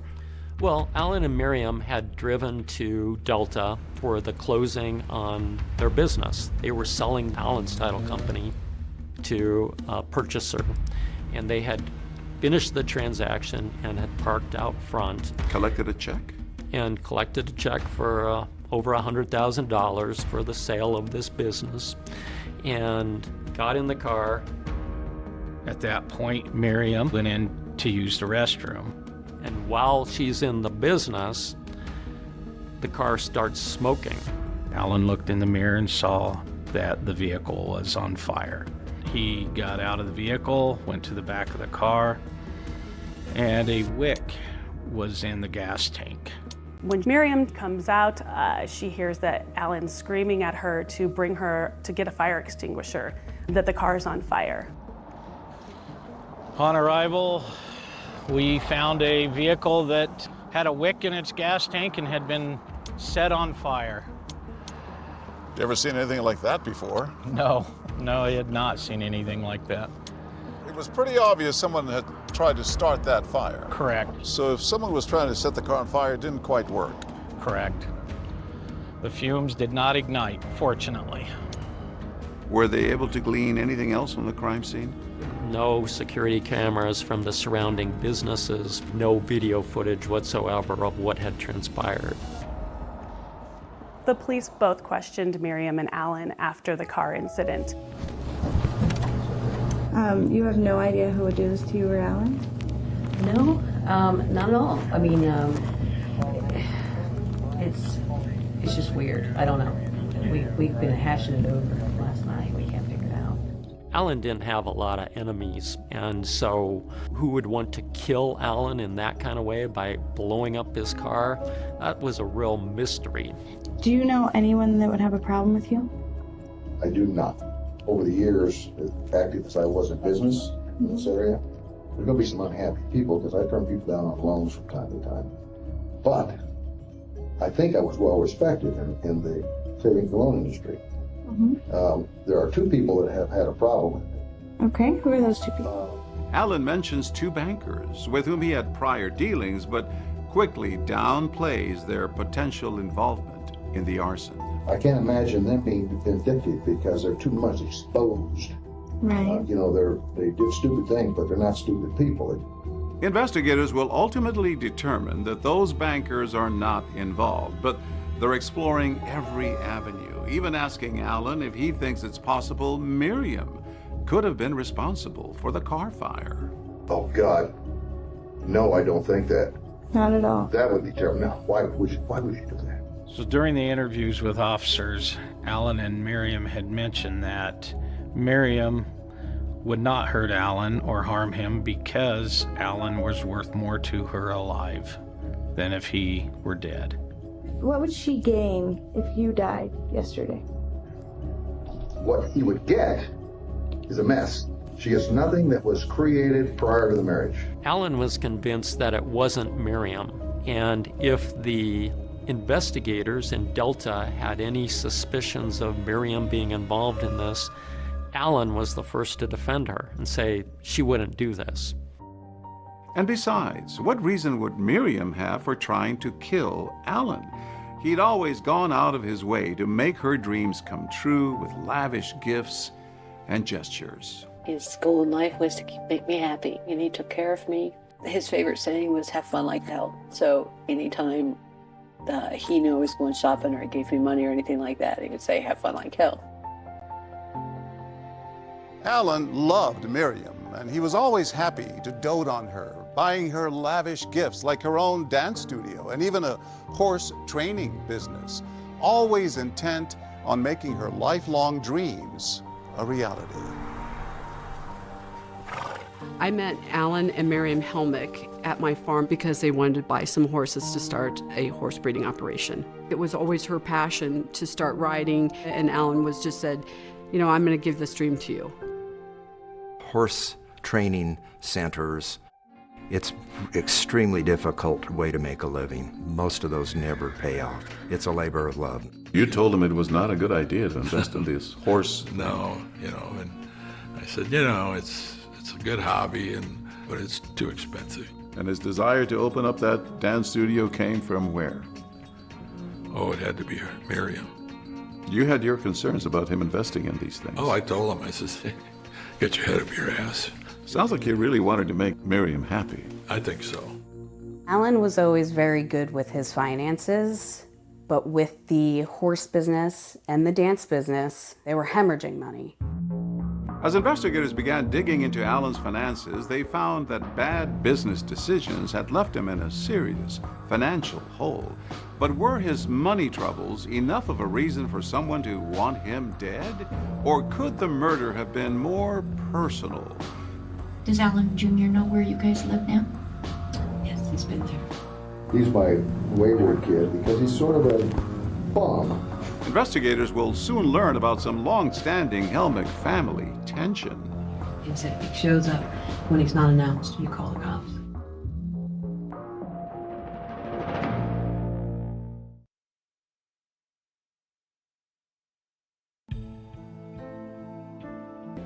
I'm just missing my life. I don't know what to do. In the days after Alan Helmick's murder, investigators had diligently chased down leads and conducted interviews with people in his orbit, but they hadn't announced any suspects. There was, however, one thing they were pretty sure of. This was not a robbery gone wrong. What stood out to you? It was odd. You had property still in the house that was, you could assume, was of value that a normal burglar would take. Like what? Computers, phones, jewelry. The normal type of stuff you would expect somebody to steal. There were drawers pulled out evenly. There was a trash can knocked over. There were drawers that were open that wouldn't hold valuables anyway. And most of the drawers were open in the kitchen, right? Correct. In the kitchen, throughout the house. It just did not sit right. It did not feel right. It was looking staged. And Alan's autopsy confirmed that he probably had not walked in on anyone committing a burglary. There was no indication that Alan had tried to fight off his attacker. It was very clear that he was caught by surprise as he was shot right in the back of the head. Do you think Alan knew his attacker? I don't know. But there was someone in Alan's life that Miriam had told investigators he'd been wary of. At one point, Miriam starts pointing fingers at Alan's son, Alan Jr. What did she say about him? Miriam talked about how Alan and Alan Jr. never got along, and that there was some falling out between the two of them and some animosity. Tell me more about Alan Jr. He's had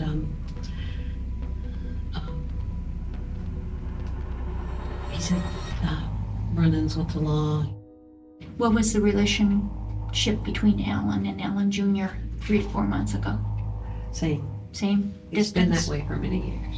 Okay, kind of Very stay apart. distant. Okay. There's some real animosity there. Does Alan Jr. know where you guys live now? Yes, he's been there. And after that car fire 6 weeks earlier, Alan had also mentioned his strained relationship with his son to those investigators. He's my wayward kid because he's sort of a bum. And you can't fix that by just handing him money. Alan's personal issues with his son, coupled with the fact that he may have known his attacker, was enough for detectives to bring Alan Jr. in for an interview. Come on in and have a seat. And I, Right here? yes, that's fine. He's the kind of guy that if he saw something that wasn't right, he would give you his 2 cents about it, and it would not be nice. It would be sharp. He just told it as it is. Yeah, it's sharp. Yeah, right out. Sure. That's like, you're out, you know, Right. you're I like you because you're doing this. Alan Jr. goes on to say that his father had effectively cut him off financially. You know, Dad would give me a dime. Okay. Did you ask? No, I'm sure that I had back then. And then they repeated, you know, hey, this is something you need to learn to take care of yourself. When asked, Alan Jr. insists he would never hurt his father, and he had an alibi. He was working out of state at the time of the murder. Where were you Tuesday? Because everybody's been asked that question. And you know, I'm not an ignorant human being. Right. And I would be offended if you didn't ask those questions. In fact, I would be angry with you if you didn't ask them in that way. Would have been working on the computers. I would have been at the hostel on my computer. In Seattle. Alan Jr. was cleared as a suspect. That's right. No evidence linking Alan Jr. to having anything to do with Alan's murder. So investigators are back to square one. That's right. There were no suspects. We didn't know if this person could come back. I never thought it would happen here or anything like that would ever happen here. It's always quiet around here. Are you scared that this person might come back? I don't know. Yes and no. I don't want to leave because I'm closer to him here. Had there been a murder in my home, would not want to stay there, especially not a few days after. But she said it was her home. She said she felt closer to him there. But if Miriam says she felt safe enough to stay in her and Alan's home, that was about to change. And then 2 weeks after Alan's murder, Miriam finds a dramatic discovery under her doormat at the house. And she goes, what should I do? What should I do? And I said, you get off the phone and you call the police and you get away from there. Was the killer now coming after Miriam?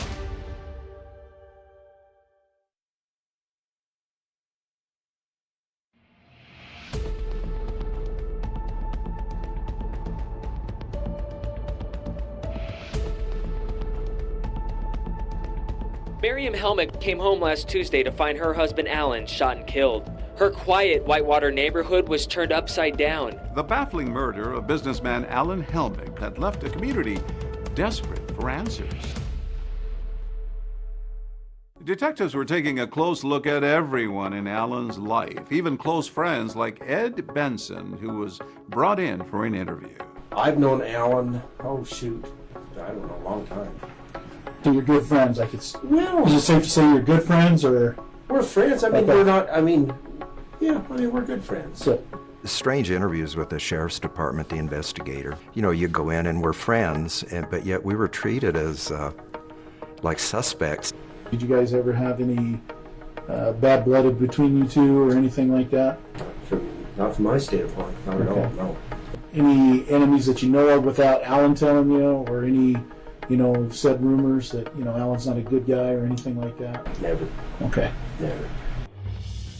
And there was that mysterious car fire just weeks earlier. Everyone wondering, could the two incidents be linked? Take it all that they may be connected? A good possibility. I'm just letting them figure that out. It was, it was a shock to us. But he never mentioned anything about anybody that would do something like that. As days passed with no suspects in custody, Miriam became convinced she was being watched. She reported seeing a white pickup truck with a driver she didn't recognize circling the property, leaving her to wonder whether the same people who killed Alan were now coming after her. I talked to Miriam almost on a daily basis, and in a lot of our conversations, she talked about that she thought somebody was trying to come into the house and she was scared for her life. Miriam starts reporting that weird things have been happening around the house. She's saying that she will come home and a door that she knows she locked is unlocked. She was finding lights on. She was finding medicine cabinet doors open that shouldn't be. She saw one or more suspicious vehicles that she didn't know who was linked to them. And mind you, this is a very small area, only a handful of homes out there. And you recognize most of the vehicles that are driving in and out of the area. But the strange happenings at the home weren't the only thing worrying Miriam. With Alan, the sole breadwinner, gone, there wasn't any money coming in.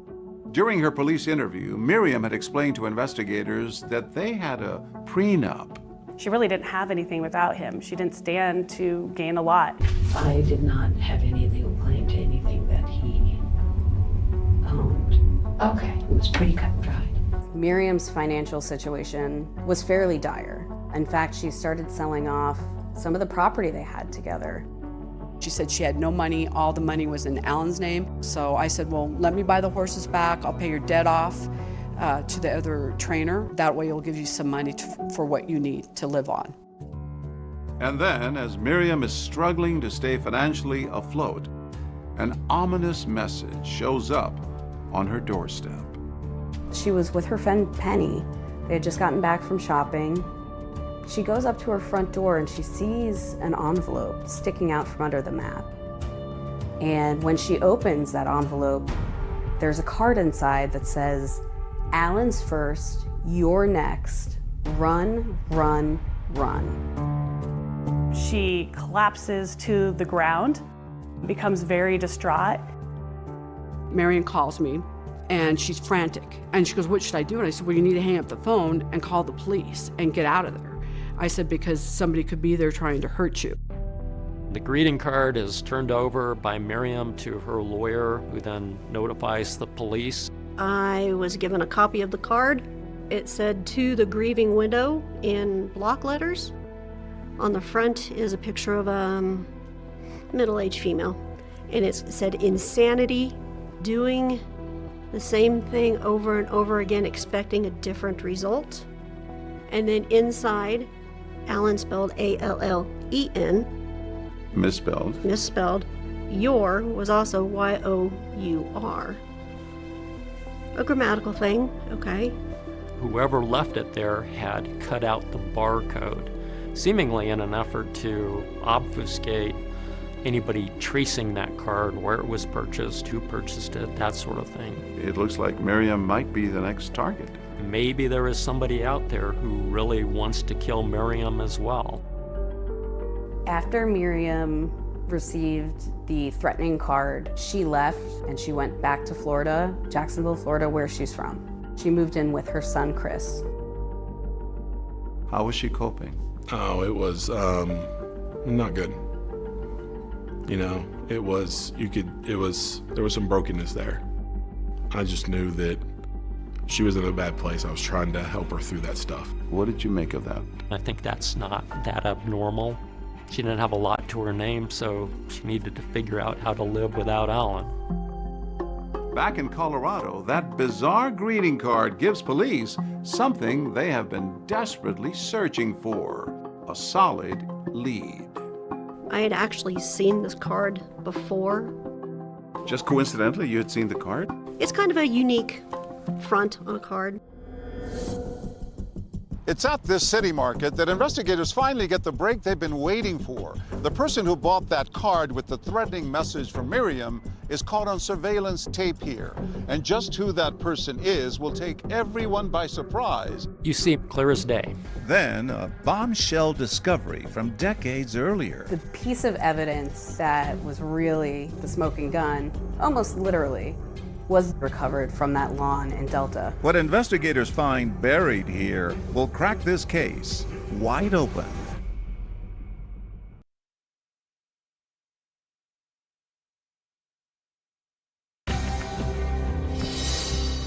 What we had was a man who had led a good life and he ended up murdered.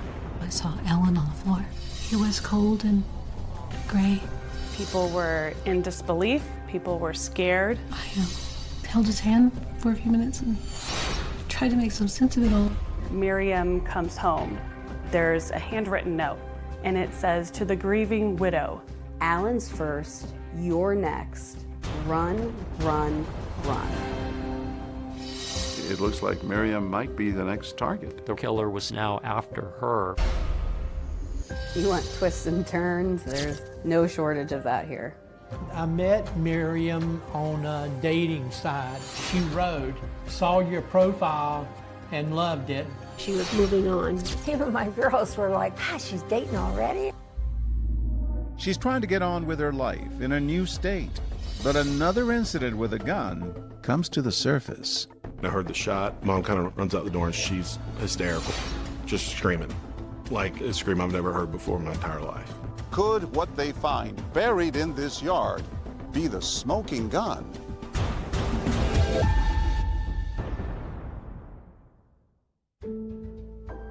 On June 10th, 2008, 62-year-old respected businessman Alan Helmick was found dead in his home by his wife Miriam. When we arrived, Alan was on the floor in the kitchen. He had been shot in the head and we had a bullet casing next to his body. The place had been ransacked, but nothing seemed to have been taken. They realized fairly quickly that this was a staged attempt to hide what really happened. A tragic ending to what appeared to be a perfect second chance at love. Both Alan and Miriam were widows. She was his dance instructor for ballroom dancing lessons. I'm missing my right arm. I feel like I'm just missing my life. I don't know what to do. Miriam told police she'd been running errands all morning and provided receipts to back up her alibi. I went to Walmart. Okay. I needed to buy some shirts. Police were at a loss as to who would want this well-liked businessman dead. Alan had some enemies, but nobody was going to kill him. And as investigators began to dig deeper, the story took a frightening turn. Miriam comes home. There's a handwritten note, and it says, "To the grieving widow." Alan was first, you're next. Run, run, run. It looks like Miriam might be the next target. The real killer was now after her. After Miriam received the threatening card, she went back to Florida, where she's from.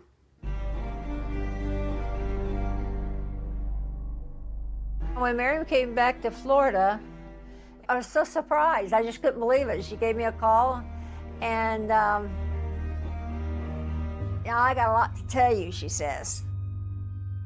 In Florida, Miriam turned to old friends for support, reconnecting with her former neighbor, Aline Lee. Miriam didn't have any money. She said, all I've got is just the clothes on my back. I have nothing. I said, I can get you clothes. My girls are your size. I bought a gas card for her, and I gave her a bag of jewelry. I just felt bad for her. While Miriam tries to restart her life in Florida, detectives in Colorado are continuing to work the case, trying to figure out where that threatening card she received came from. They got in touch with the manufacturer of the card. He was able to tell them where these cards were sold. I checked the Hallmark, I checked the Hobby Lobby. We finally get to the city markets.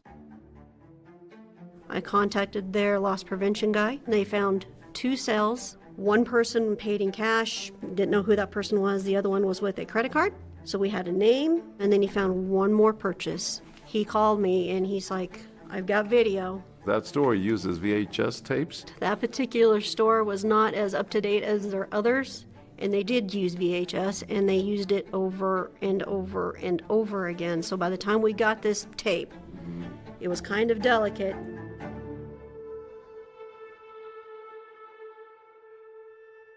It was her. She was wearing the same style of shirt that she had walked in with her interview. It was just a different color combination. You see Miriam going first to the area where the cards are sold within the city market, and then to the cash register where she pays for it. Clear as day. So now it appears that Miriam, the grieving widow, seemingly afraid for her own life, had actually sent that threatening card to herself. But when investigators confront her about this, she says she has an explanation. What Miriam told them is that she felt like the police weren't paying enough attention to the case. They weren't doing much. And so she wanted to kind of jog that with this card. That was probably not the best decision to be made. Not what I kind of would have done in the situation. She felt she needed to do this. She felt she needed to. Did that greeting card incident change the way you and investigators approach the case? What innocent person would do this? Obfuscate, complicate a murder investigation with this ruse? But remember, when she was interviewed by investigators, Miriam said she had very little to gain from Alan's death. We did a prenup. So everything his is his. Everything mine is mine. He has more than I do. Okay. With no clear motive in sight, the Mesa County Sheriff's Office turned their attention to Miriam's past, learning about that double tragedy she and her family suffered years earlier in Florida. There was the sudden loss of her daughter, and then a shocking development with her first husband. While Miriam and her first husband, Jack, were in bed, Jack shot himself in the head. Now you say, okay, she's had not one, but two husbands shot in the head. Was there a common thread? And they were both married to Miriam Helmick. Police ruled it a suicide. There were some strange circumstances, though. Things like he used his right hand to pull the trigger. Jack was a lefty. Investigators then start looking back at your father's death. Yes. I woke up to the gunshot. You were just down the hall. I was sleeping on the couch in the family room, and I heard the shot. Mom kind of runs out the door, and she's hysterical, just screaming, like a scream I've never heard before in my entire life. There's certain things in life that can't be faked. Did you question her? No. I know one of the things came up is that my dad was left-handed. Well, my dad learned how to write left-handed because he had a cast on his arm when he was younger, so he was ambidextrous. He could use his right hand too. And you had seen him depressed before this? Yeah. Was the death of her first husband, that case, ever reopened? No, it was ruled a suicide. But with clouds of suspicion gathering over Miriam about the death of her second husband, she does something unexpected. I met Miriam on a dating site. A millionaire match? Millionaire match. Your profile described me to a T. Investigators are starting to wonder if they could actually have a black widow on their hand. I mean, she was finding the husband, she was looking for the money, and then moving on.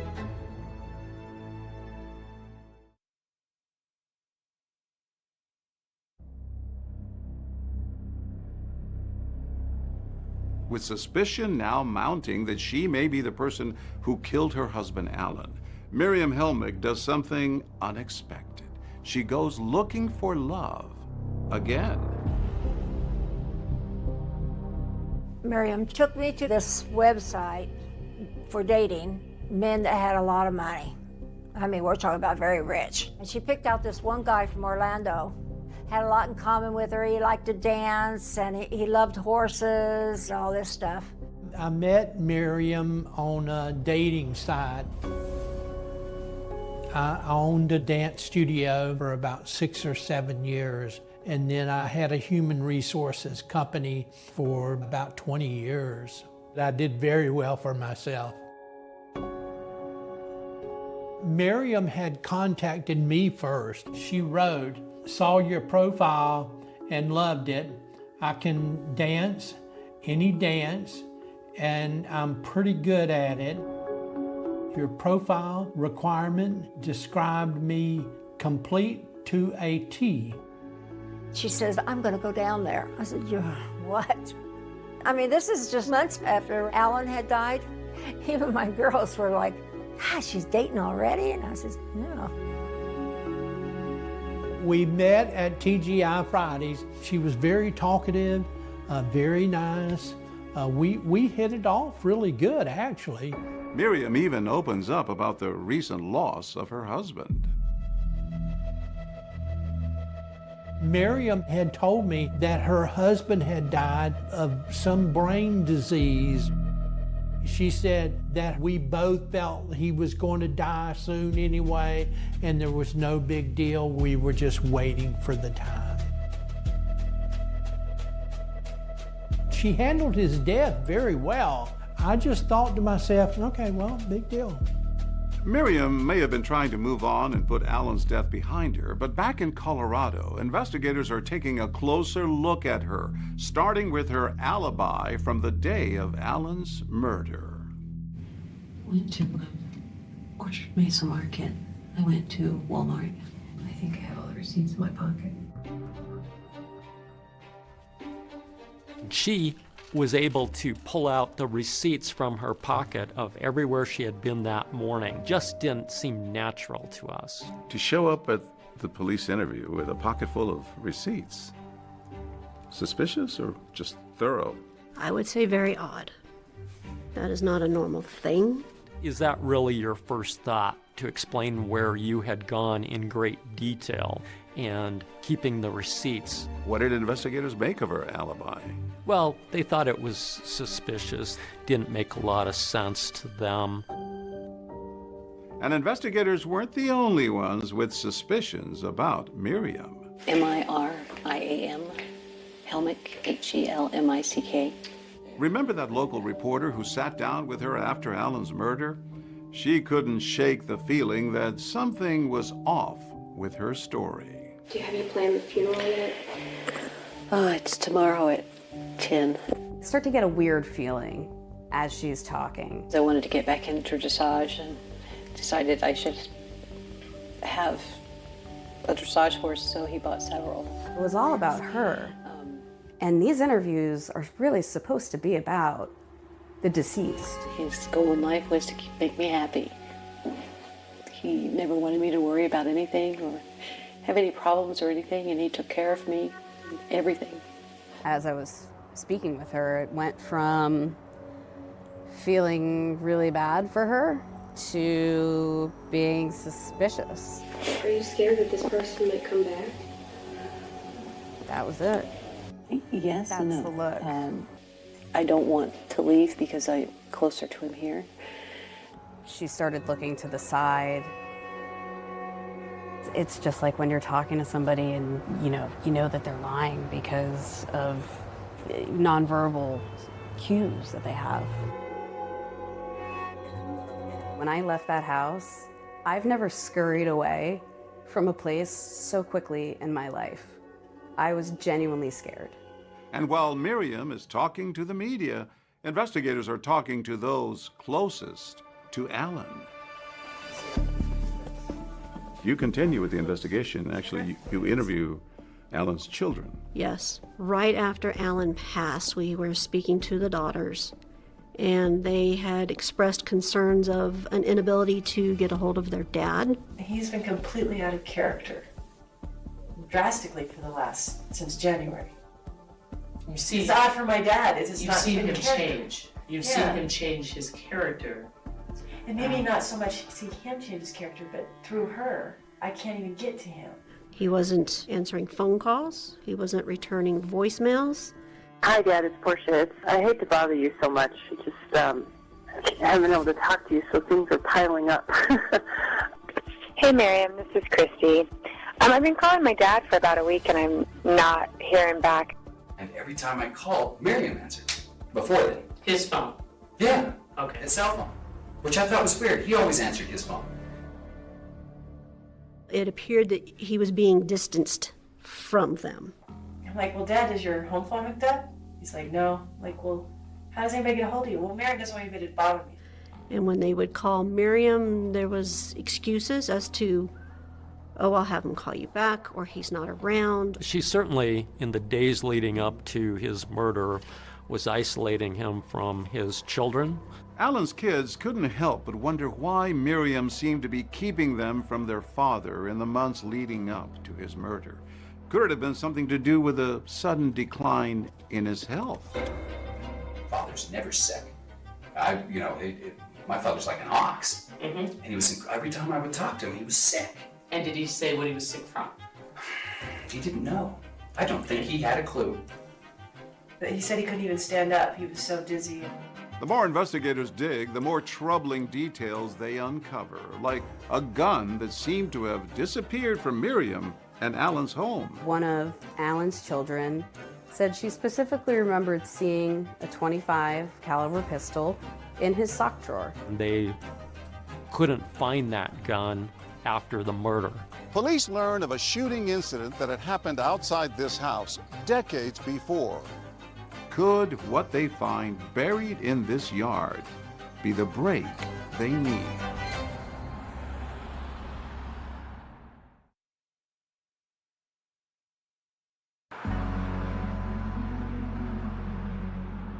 Detectives will often say that when it comes to investigating, there are no coincidences. And for those working the murder of Alan Helmick, they were certain that attempted car fire just weeks earlier was somehow connected to their case. This area is where I was dispatched to a car fire. We saw that somebody had placed a wick in the gas tank of a vehicle. We contacted the driver. We were speaking with him. We were speaking with his wife. As I started questioning both of them, I noticed she became a bit nervous, and she said that she wasn't feeling well, needed to run to the restroom. I watched her leave the back of the vehicle, not go into the restroom she just came out of. Not right here. Not right here where she just went to the restroom. She actually went across 4 lanes of traffic, which... That's strange. Very strange. Did she ever come back? Not while I was on scene. She stayed over there? She stayed over there. When you were still here, you went into the ladies' room. We did. What did you find there? We smelled the odor of gasoline. It was fairly strong. Since investigators learned that Miriam had been standing at the trunk right before Alan discovered the fire, they decided to bluff him, telling Alan there was surveillance video of the incident to see if he thought his wife could have been responsible. I watched the video. Is she on there? I'm asking you. What do you think? No, how's she on there? I'm Did she asking light you it? what you think. No, but I could be wrong. We bluffed Alan, and he said he didn't believe it. And you didn't answer my question. You looked at the video. No. Nice little twit there. If you'd seen her on the video doing it, I would have been shocked. The crime scene reminded investigators of a movie scene. After all the dust had settled, our investigators started thinking about what had transpired in Delta. They thought, this sounds like the car explosion scene in No Country for Old Men, which had just come out in the last year, and it was a popular movie where the villain had created a distraction by lighting a magazine, sticking it into the gas inlet, and exploding the car. As police are looking into this, they discovered that the Helmicks had rented that movie about 4 days prior to the incident. Was this the smoking gun or smoking car? It definitely was part of the investigation. Miriam was not charged with the arson in Delta because of the roadblock put up when Alan demanded the investigation be closed. He did not want to pursue it if we were looking at Miriam, and that he would not cooperate with the investigation. And the detectives now investigating Alan's murder are still searching for any hard evidence that Miriam pulled the trigger. After all, they still hadn't recovered a murder weapon. There was the issue of the firearm that was missing from the home. And in talking to the daughters, we knew that there should have been a .25 caliber Lorsen in the house. Because people had seen that gun there before. Correct. As luck would have it, there was an old Helmick family story from decades earlier of Alan's first wife's stepfather firing that same gun into the ground during a domestic dispute back in 1989. Could this gun, now missing, be the murder weapon? There was some evidence that had been in the house in the years leading up to the murder, and no evidence of what he would have done with that weapon. No evidence he sold it, gave it away, traded it. You know, where is this gun? And then investigators bring in a metal detector into the case. Right. Detectives come up with a long shot idea. Go back to the property where that domestic dispute happened back in 1989. Could they recover the bullet fired from that gun and compare it to the bullet that killed Alan? I received a phone call from the chief investigator at the Sheriff's Department of Mesa County asking me if I would assist them in searching for a bullet. Carol Quarles is a retired law enforcement officer who has experience using a metal detector to search for missing evidence. So your reaction when they asked you to get involved in this case? Oh, yeah, heck yeah. Anytime, just call me. I love finding evidence. And you started over here? Then I started working my way around. And then I just slowly worked my way around to about midway in the yard. And I hadn't found anything. And they were getting nervous. The investigator said, well, maybe you're not going to find it. Yeah, maybe the witness wasn't remembering things right. Right. To which you said, let me check over there in case the shooter shot into that corner of the yard. And so I walked over there, and it wasn't 30 to 45 seconds, and I had the bullet. Where did you find that bullet? That bullet was right in this area right here. It was an aha moment. I mean, it was euphoric. That's the best way that I can explain it. And they dug up that bullet that had been there since 1989. They were able to compare that bullet from the ground to the bullet that was recovered from Alan's headshot. And what we were able to determine was that the two bullets were consistent with each other. The evidence is building up against her. It is. At this point, police believe that they have enough to arrest Miriam for Alan's murder. But this is a woman who police believe orchestrated an attempted firebombing and shot her husband in the head in cold blood. Is she just going to go quietly? She's being investigated for a homicide. You don't ever know that she doesn't have a gun. If she sees you and she's scared, knows what's going on, it's a real game out there at that point.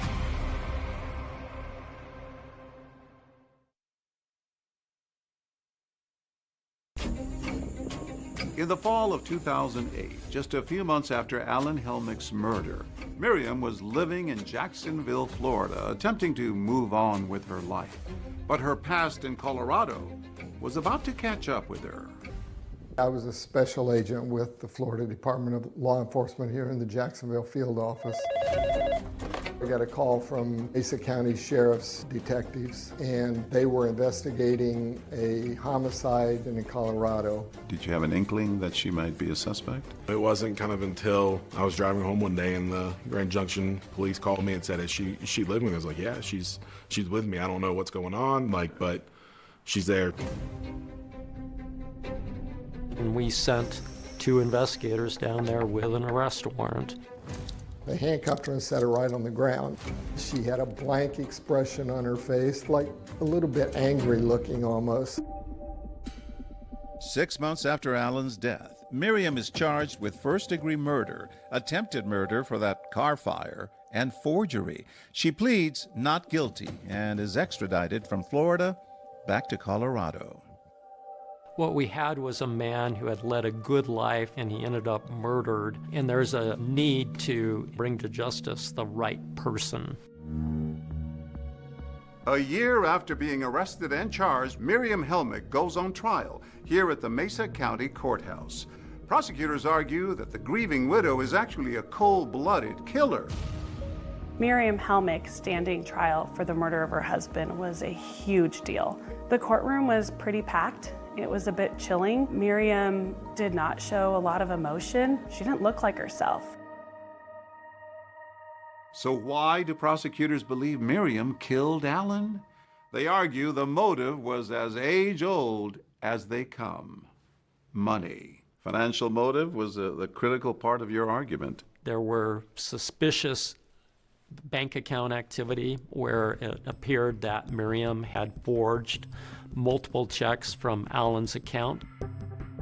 All told, she had taken about $40,000 out of his account through writing those checks. But the defense pushed back, saying that Miriam had Alan's permission to write those checks, both as his wife and his secretary.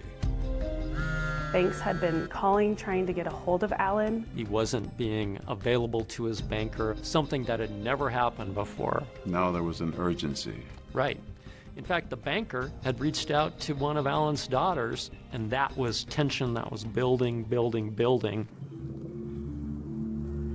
Prosecutors put Alan's daughter, Portia, on the stand to testify about the way Miriam seemed to be isolating her father in the months leading up to his murder.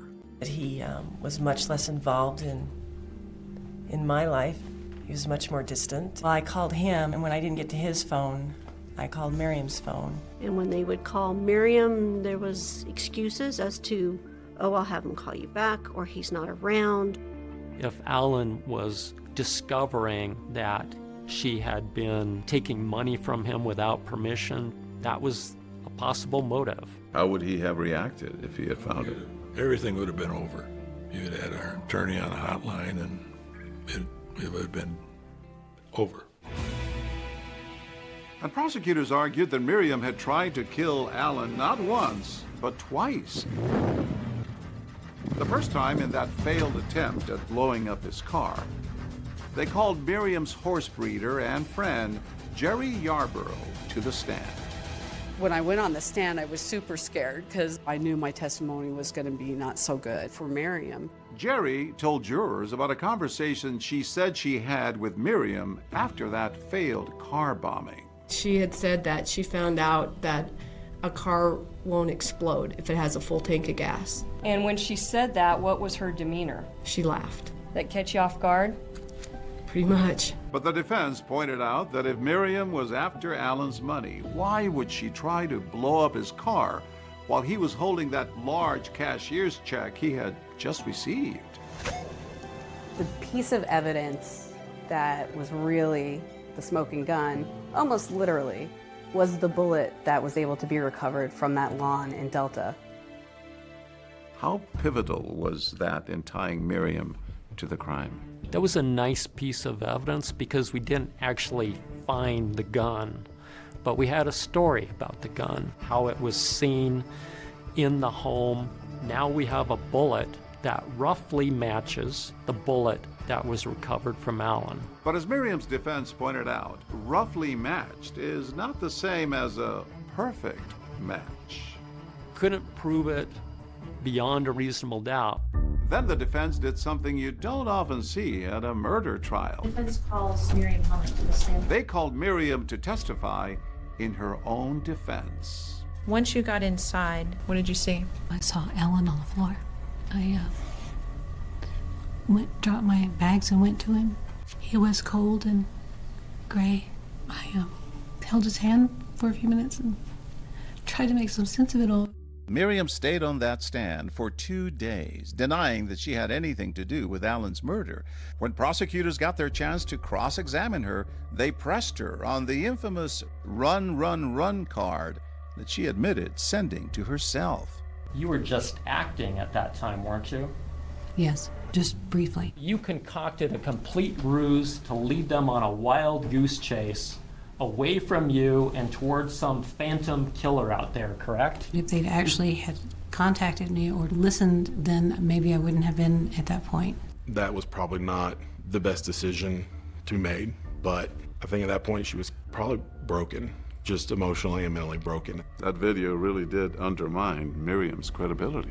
Showing her purchasing that card was very difficult for the defense to rebut.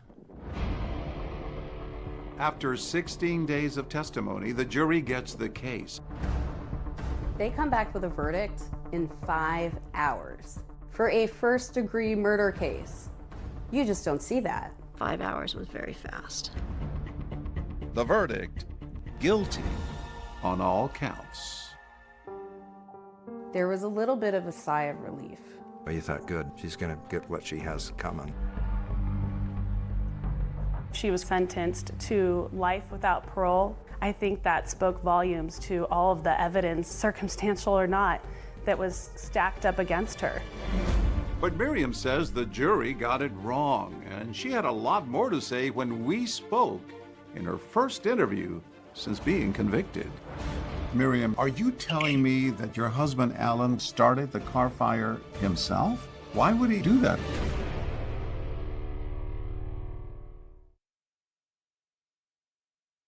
This is the first time she's spoken publicly since her 2009 sentencing.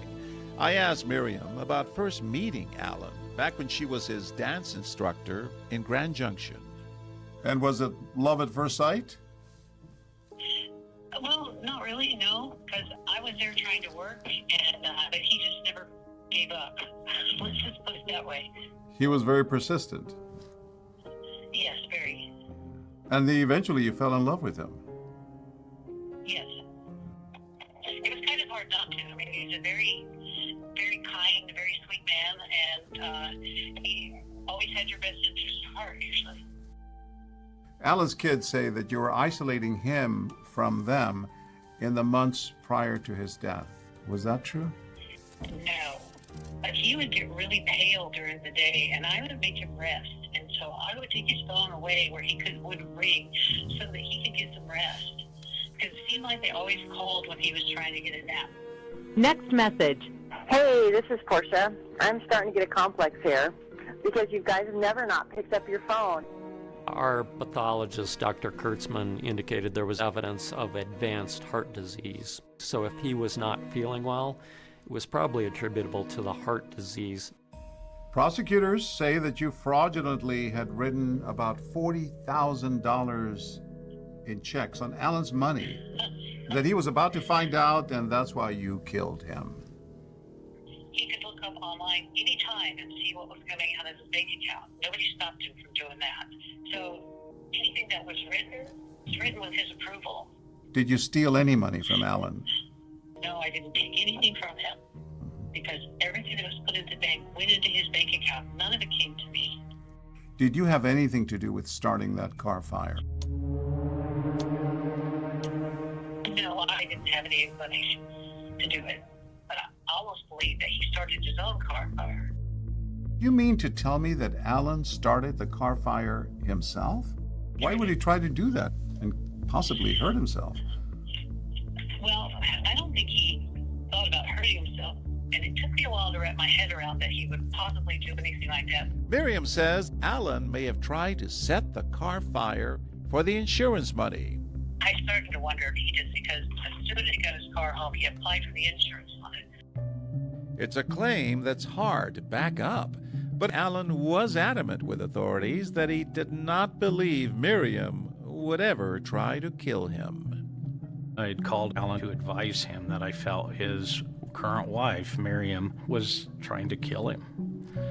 And Alan got upset with me and told me that Miriam would never do that to him. And at that point, he asked me to terminate the case. What about the gun that was missing from your home and Alan's home? I didn't know it was missing until this whole thing, so I have no idea how or where it went. It had an unusual family history, that gun. I know when I first met him, 2 years before that, I saw it that he was removing, and I asked him to put it away because I don't like handguns. I just don't. I already had to deal with that kind of thing. It was very unnerving to me. That was the last time I saw him. Now, authorities also questioned your alibi, all the receipts that you had. It looked like you were trying so hard to create an alibi. Were you? It's not uncommon for anybody to pocket their receipts. I had cash and receipts, so they went in my forget. I've done that all my life. It makes sense to us that she shot him before she ran the errands. Then she runs all the errands and she creates an alibi for herself on purpose, intending to throw people off. Miriam, did you kill your husband, Alan? I did not. Do you think you'll get out of prison someday? I do, eventually, because I know that I'm going to keep digging, and I know that we're going to be able to put this together. What do you think will prove your innocence now? The fact that I had no GSR on me, I had no blood spray on me. Wouldn't the blood spatter and the gunshot residue be easily washed off if you took a shower? Well, you know, that's funny because when I went to the police station that afternoon, you could tell I hadn't taken a shower. There was even some dirt under my fingernails, pretty much from doing the barn that morning and helping him shovel out stalls. So you had not washed anything off? No, I hadn't changed clothes, nothing. Miriam has filed numerous appeals with the courts. They've all been rejected, but she vows to keep on fighting. It won't be over for anybody till it's over for me, and I do have hope. I know that I've been killing. Now that I'm on this path, I'm not going to lay down and die with it. I'm sorry, it's just not in my nature to do that. How often do you think about him? I think about him all the time. He was funny and would say things that I remember. His biggest thing was, it's only business, treat it that way. You know, he was fun to be around. After the trial, did you see your mom again? I did not. I have not seen her since the trial. After so long, what did Miriam finally have to say to her son?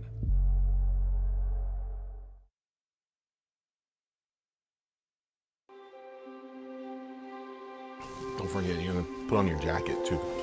We're not used to the 30-degree weather that's awaiting us. No, we're from Florida. Maybe different.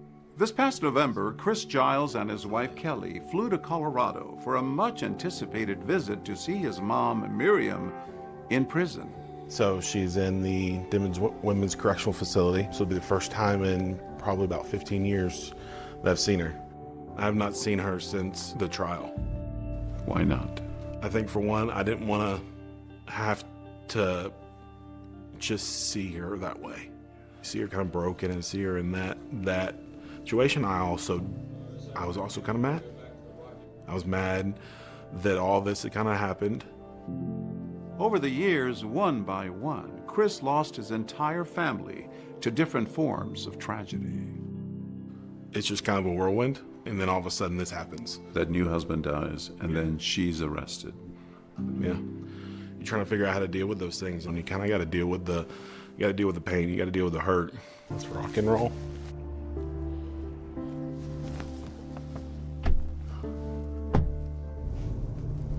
It's probably nervous like me, you know, a little bit nervous, a little excited. Our cameras were not allowed inside the prison, but Chris tells me that reuniting with his mom, while complicated, was also healing for him. First thing she did was apologize. What did she say?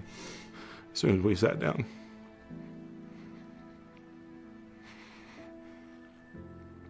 She said, I'm sorry for everything I put you through.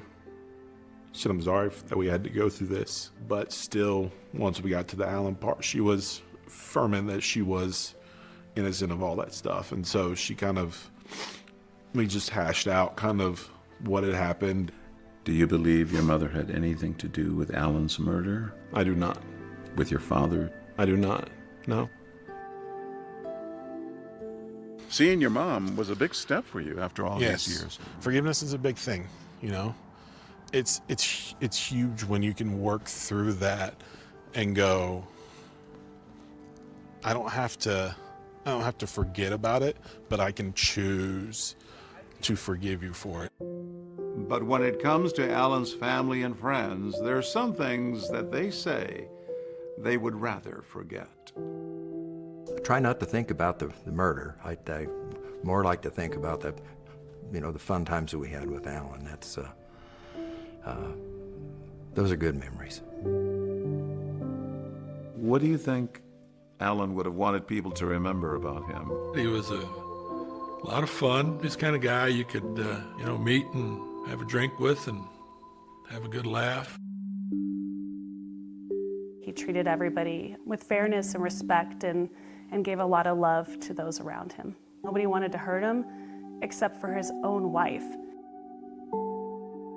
She ended up taking this man's life. I mean, a good man was killed. I don't know whether justice is served or not. She's in jail, and apparently she's never going to get out, but he's still dead. You can't bring him back. I think his legacy is that he was tried and true in the community. He did what he said he was going to do. Alan was truly loved by everyone that knew him.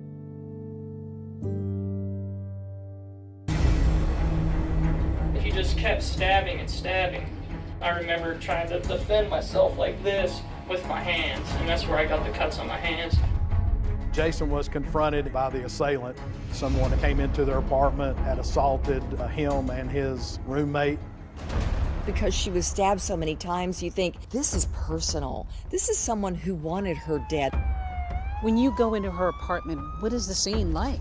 You could tell that there was a struggle in there. She fought hard. Jonna went door to door trying to get assistance. At one point, I was praying. It wasn't her. They had made a mistake. Now, revisiting the scene of a nightmare. He pushed me back this way, and I fell on the bed like this. I took off, and I ran as fast as I could this way. Did it trouble you that he ran away from the scene to get help instead of trying somehow to help her? Scared, he wants to get away. So he ran from here over this way to the convenience store. I didn't have anything to do with this. If I had something to hide, why would I take this test?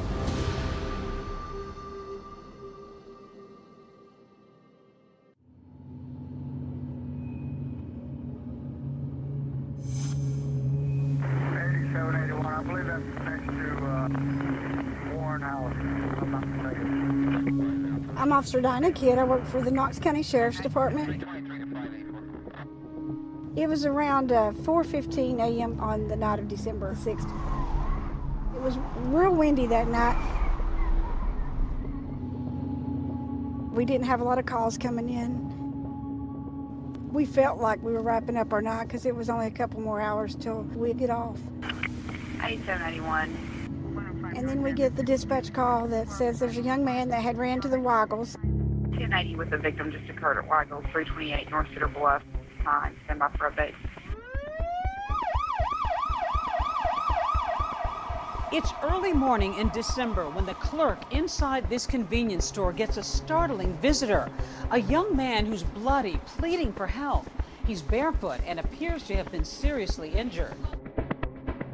Knox County 911. Yes, with the Weigels number at Cedar Bluff Road. Mm-hmm. There's a man that just walked in the store. He's heavily bloodied. Looks like he's been in a fight. A gentleman had called in from the Weigels on Cedar Bluff and stated that he had been attacked. When he ran up to the Weigels, he had blood all over his clothing as he entered into the gas station. He had a stab wound to his face. He had cuts on his hands. He was stabbed in the chest. So he did have obvious signs of trauma on his body. Does he need an ambulance? Yeah, that's what he said. Okay, can I talk to him, please? Sure, he wants to talk. All right, what's your name? Jason Amami. Jason? Amami. Now what happened? I just felt somebody stab me right in my chest. Somebody stabbed you? Me in my face. And that's the first thing I did was get up and run. He'd heard some noise. He came outside. He came out into the hallway, and he had seen someone in the hallway, which then came to him and attacked him. He eventually got away from the attacker, and Jason had ran out the door. He had on clothing that he was sleeping in, which was just a pair of shorts. He had left so abruptly that he didn't even take time to get his glasses or his shoes before leaving the apartment. He just ran out as quickly as possible to flee and get help. And while Jason Amami tells the clerk that he was able to get away, shockingly, he says he wasn't alone in that apartment. His roommate's still in there. Apparently somebody broke into his house. Is his roommate okay? He doesn't know. Is he okay? She was screaming very loud. Now, where's your address at? Redora Road. Redora? R-H-O-D-O-R-A. R-H-O? Park Apartment.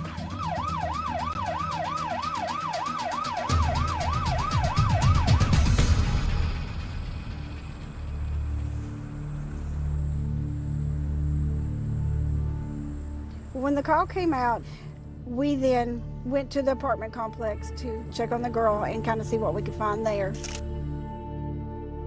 21-year-old Jonna Berry is barely clinging to life. They found Jonna laying just inside an entranceway. She was face down and had multiple wounds to her body.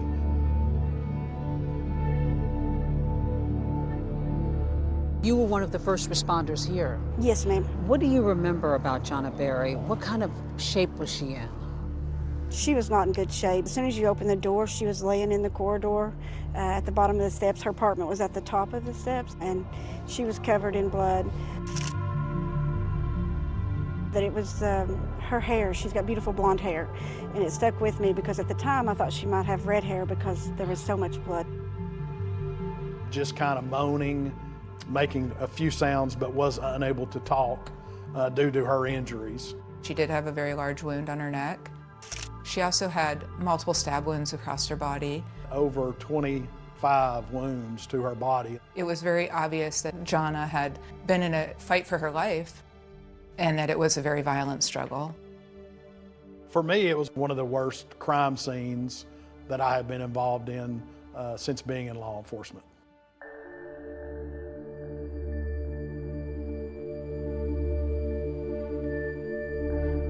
When you go into her apartment, what is the scene like? When we go up the steps and go into the apartment looking for the suspect or anybody else that's injured, the knife was in the floor, and it had blood on it, hair on it, and it was bent. There were 6 units in the apartment building. There was blood on each of the doors within the 6 units. And we could tell from that Jonna was the person who went door to door trying to get assistance. It's 4 o'clock in the morning. It's not the middle of the night, per se. One individual thought someone was breaking into his apartment. We called 911. Knox County 911. Yeah, I hear a lot of noise outside my apartment. There was a lot of banging on the doors right downstairs. Now I hear some sort of yelling. I don't know what it is. Mm-hmm. Get someone out. He looked out his peephole of his door. Do you see anybody outside? I look out the peephole. What's your name? Just hung up on me. He didn't see anyone. It's because Jonna was crumpled on the ground below that peephole. Absolutely heartbreaking. Unfortunately, the call dropped and there was no other activity. So everything we have for Brandon Park Apartment. Once the residence was cleared and we noticed there's no one else injured in the apartment, we go back down the stairs. I go back to her. So I leaned down and was talking to her, asking her if she knew who done this, if she knew where they went. I was just asking her all kinds of questions, try to help us find out who done this and what had happened. She would move around a little bit, but she couldn't answer me. So by this time, I just kind of held her hand and waited on EMS to arrive.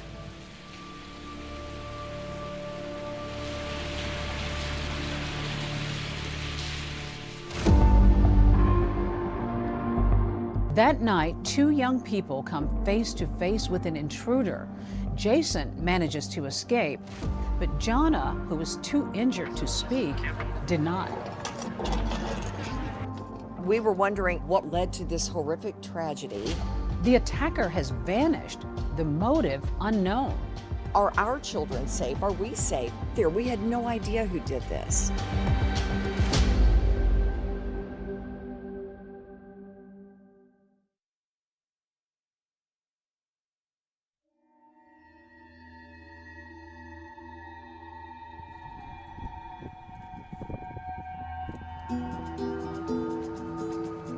Police launch a full-scale manhunt across the Knoxville community. Inside that foyer, Jonna Berry is still alive, brutally wounded, and struggling to hold on. I just held her hand and waited on EMS to arrive. I remember distinctly that it was raining when I got to the scene. Jonna dies in the ambulance, her fight ending before she ever reaches the hospital. What do you think that may have meant to her or to you to even just be there to comfort her? I hope it helped her, and to me it would mean a lot if that was my child there.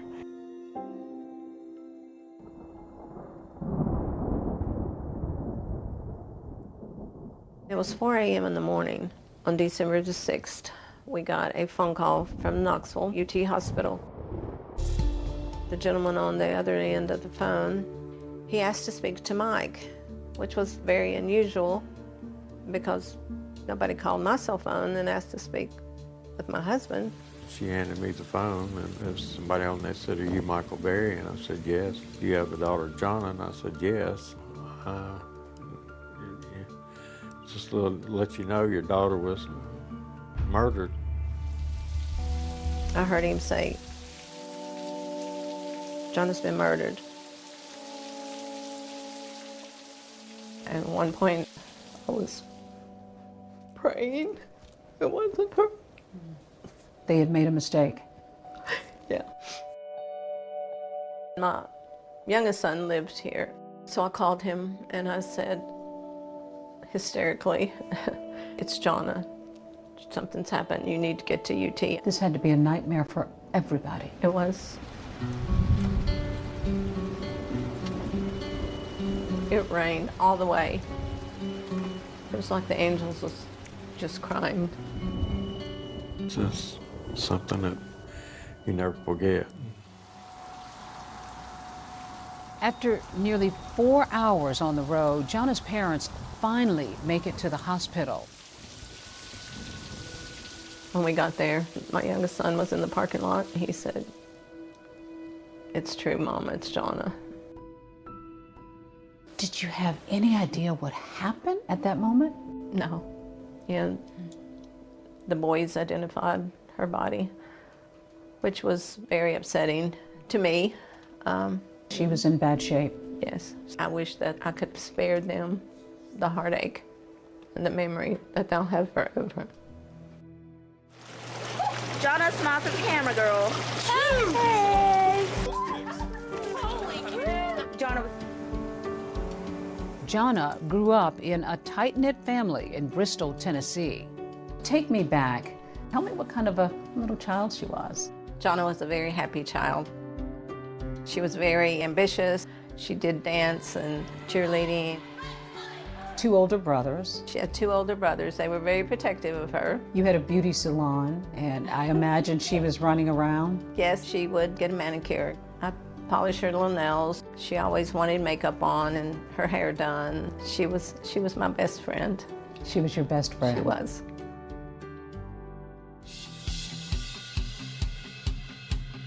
After high school, Jonna heads off to East Tennessee State University, where she gets a degree in child psychology. What was it that she aspired to? What were her aspirations?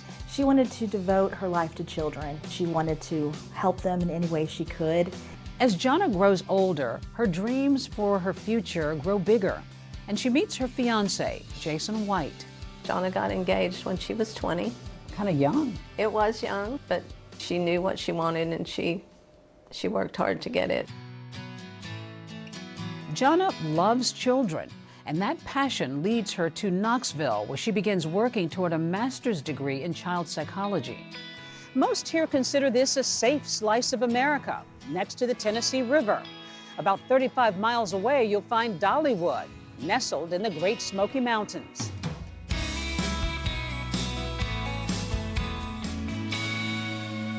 She's going to school, she's moving, about to get a new degree. That's a lot.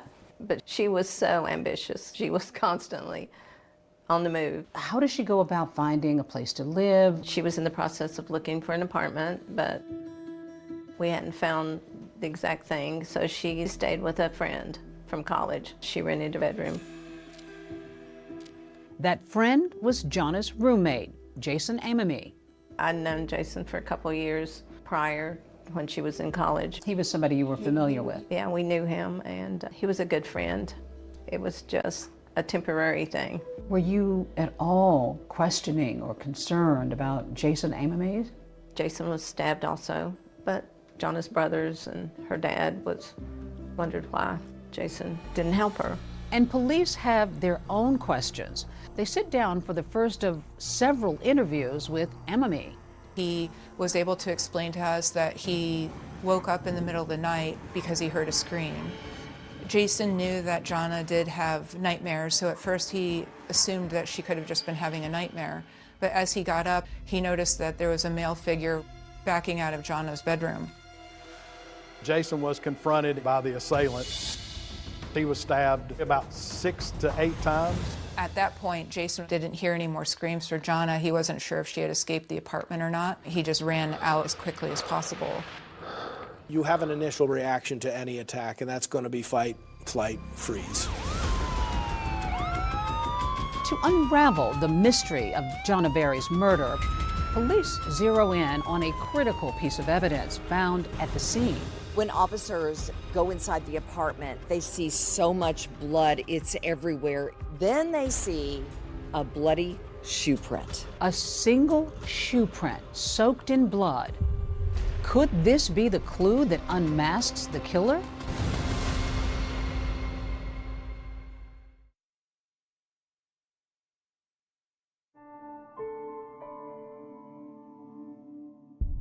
Jana was funny, charismatic, intelligent. She just had this aura about her that just drew people in. Who would want to hurt somebody that was so pure? Christmas was Jana's favorite time of year, her family says. And just hours before the murder, she and her mom were on the phone talking about picking up gifts for the holidays. I said, I did some Christmas shopping today, and she said, oh, I did too. We talked a little more, and we said goodnight, and I love you, and I'll talk to you tomorrow.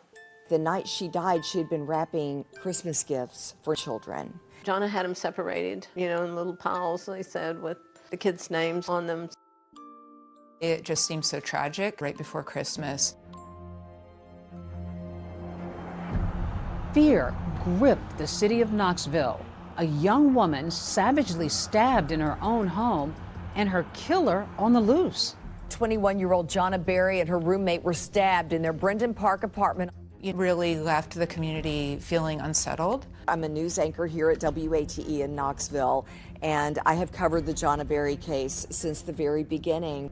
This seemed to be a crime out of nowhere. There were so many questions, and people were wondering what on earth is going on. To this day, Jana's mom, Joan, can't shake the image. Her daughter bleeding, terrified, pounding on doors, and nobody answering. When you heard that she frantically ran asking for help and nobody answered their doors, what did you make of that? It angered me at first. You know, I can understand someone not opening the door at 4 o'clock in the morning. You know, I can understand that. People don't want to get involved. Why couldn't you be more like Jana and want to help people? She would have helped anybody. Some of the folks in the apartment complex possibly could not have heard the knock on the door due to it being in the middle of the night and the bedroom being located so far away from the front door. Some people, we learned, were not at home. Detectives began a full-scale investigation, and there's one thing that is impossible to ignore: the sheer amount of blood in Jana's apartment. How bloody was this crime scene? There was blood in not only in Jana's bedroom, Jason's bedroom, blood in the living room, blood on the back door, blood out the back of the apartment going down the stairs. Blood is on the doorknob, blood is on the floor, blood is on the door. Looked like there had been some type of fight in Jana's bedroom. This had been a struggle. Yes, you could tell that there was a struggle in there. You could tell that she fought hard. Numerous samples of blood were taken from the crime scene. The blood sample were sent to the TBI for analysis. This is the exit that the perpetrator took the night of the crime. We can see that this door is ajar. There's no evidence of a forcible break-in. Detectives wanted to find out was how the person got into the apartment without no forced entry being there. Was the door left unlocked? Did they have a key? Were they let in? There was some speculation that Jonna had been on the phone with her fiancé, and perhaps in the excitement of wrapping the gifts and just having these other distractions that she forgot to lock the door. Could it have been a friend of theirs that was in the apartment?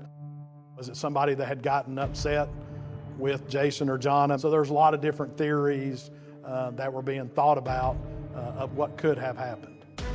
Investigators also discover curious items in the apartment, like a hat and a CD case they believe belonged to the killer. The Atlanta Braves hat, the CD case, all of those things were leading us to believe that someone else possibly had entered the apartment since these things did not belong to either one of the occupants of the apartment.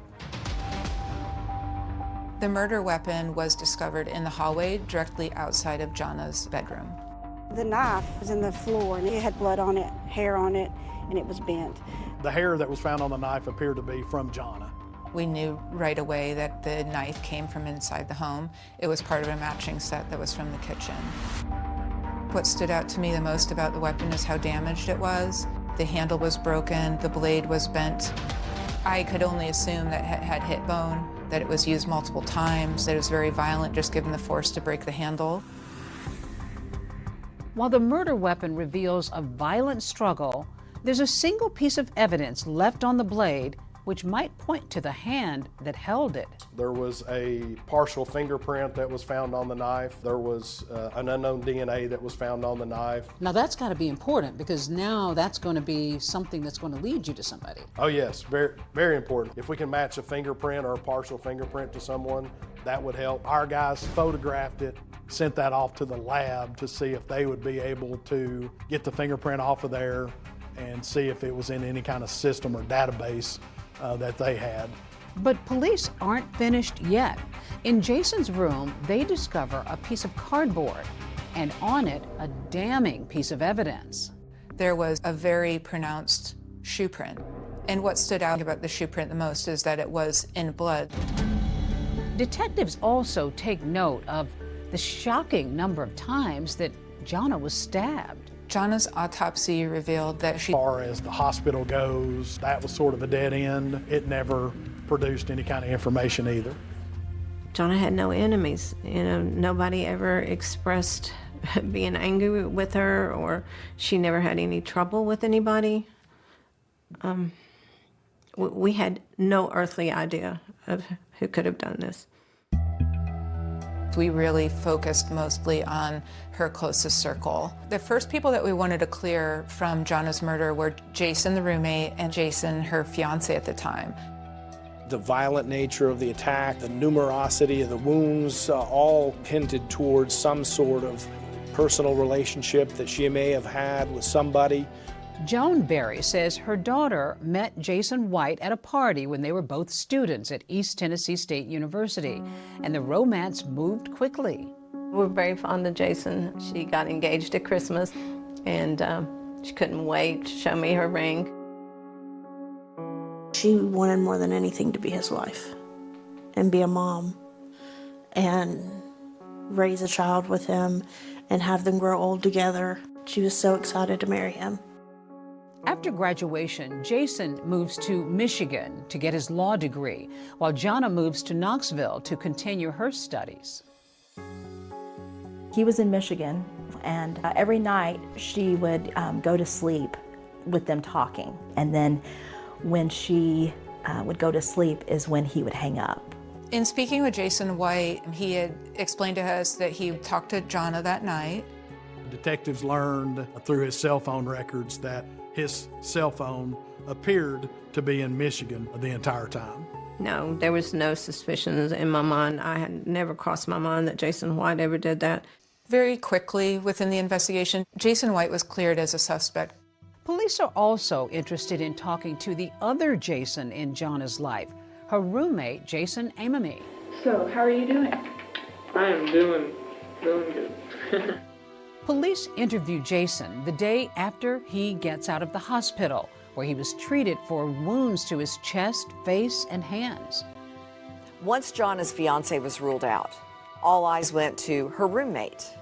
And one of the first questions investigators asked him was, do you have a romantic interest in Jana? As far as your relationship with Jana, how long have you known her? I've known her for probably at least over 5 years. Okay. Did you guys ever date? No. Never? No. I was living in Knoxville and she needed a place to stay, so I said I'd be happy to let you live with me. That wouldn't be a problem. She's got her fiance. Right. This is another guy. What did you make of the arrangement for her to move in with a guy as a roommate? I was fine with that.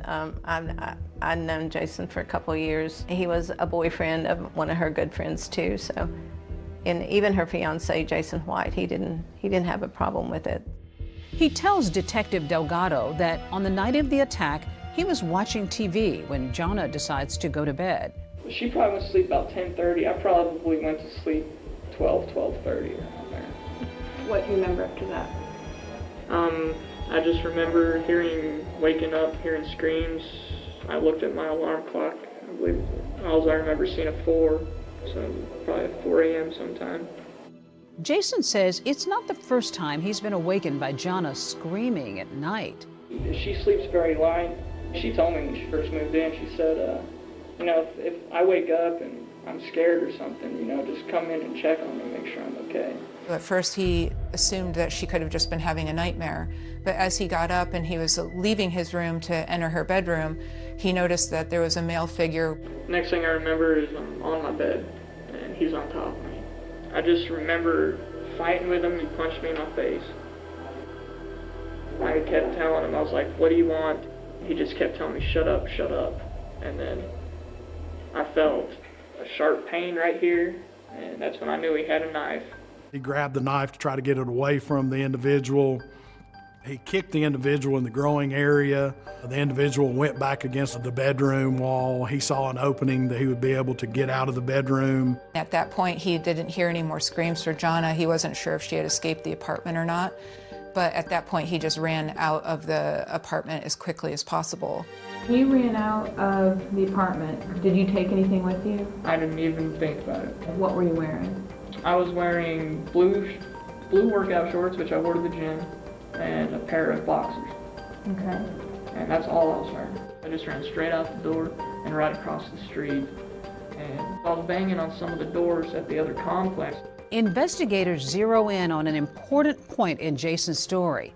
He came face to face with his attacker, Jana's killer. Now, let's just go through what this guy looks like. He's got short hair, kind of like mine. It's like a brownish blonde color. He felt confident that he would be able to identify the person, provide a sketch of what this individual looked like.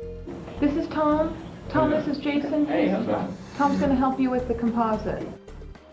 Using Jason's detailed description of that attacker, police are able to generate a photorealistic computer composite of their suspect. So he's able to give you some details about what this intruder looked like? Yes, because he was face to face with that person. So he's really the only living survivor that can give us a description of the individual. Despite Jason's cooperation, investigators say they still have lingering questions about Jana's roommate. There was no forced entry, and I think that led investigators to probably focus a little bit more on Jason Amami. Also, we had to look at the murder weapon came from within the apartment, within their own knife set. So, Jason had access to that. Could he have gotten the knife and used it to commit this crime? Could he have cut his own finger? It'd be pretty hard to stab yourself in the face close to your eye, but we couldn't rule that out. Is Jason a victim or a suspect? Investigators take him back to the scene of the crime. Will his story hold up? He just kept stabbing and stabbing. That's at the point to where I noticed he finally had a knife. The walkthrough was really important for us. Look for inconsistencies regarding what he was telling us about the scene, what happened that night.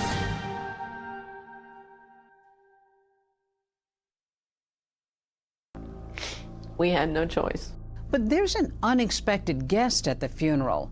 Just 48 hours after he was released from the hospital, Jana's roommate, Jason Amame, attends the funeral. And so do detectives. There was a lot of chatter about the fact that Jason had run from the scene and leaving Jana there, essentially to die. People thought he had to have some kind of role in this because of his actions or inaction. Did it trouble you that he ran away from the scene to get help instead of trying somehow to help her? It did for a while, but you know, now after you have time to process things and really think about it, you know, I thought he was just trying to get out too, you know, because he was attacked. Detectives want an exact picture of what happened inside Jana and Jason's apartment. With his detailed play-by-play, Jason takes them as close as possible to being in that room when the attack happened. Date is December 9th, 2004. Time is 15:59. We had him look around to see if anything was missing, if anything had been stolen or disrupted. There was an Atlanta Braves baseball cap that was found in Jana's bed. That was not there before, was not owned by Jana, was not owned by Jason Amame. The partial shoe print on the cardboard, the Atlanta Braves hat, those things were leading us to believe that someone else possibly had entered the apartment. In the sheriff's office video of the walkthrough, you can see that Jason's wounds from the attack are still fresh and visible. Still, he's able to calmly describe the evening's events in great detail. I came home from the gym and the door was locked. Jana was sitting right here. The walkthrough was really important for us to watch his body language, listen to him, look for inconsistencies regarding what he was telling us about the scene, what happened that night. He tells police the same story he did in his interview the day of the murder. Jana went to sleep first, he went to bed around 12:30, and then was awakened around 4 a.m. I heard a scream. I didn't say a word. My door was totally closed to my room. I woke up just from my sleep here, and I remember walking this way. He says he opened his bedroom door, which was closed. He was confronted by someone. And he is right there. And I'm still looking down, and I remember doing this and having him face me and grab me like this. And then he pushed me back this way, and I fell on the bed like this. At first he was confused. He wasn't sure if he was being punched or being stabbed. He just kept stabbing and stabbing. And that's at the point to where I noticed he finally had a knife. I remember trying to defend myself like this with my hands, and that's where I got the cuts on my hands. And Jason described pushing them back towards the wall of the bedroom.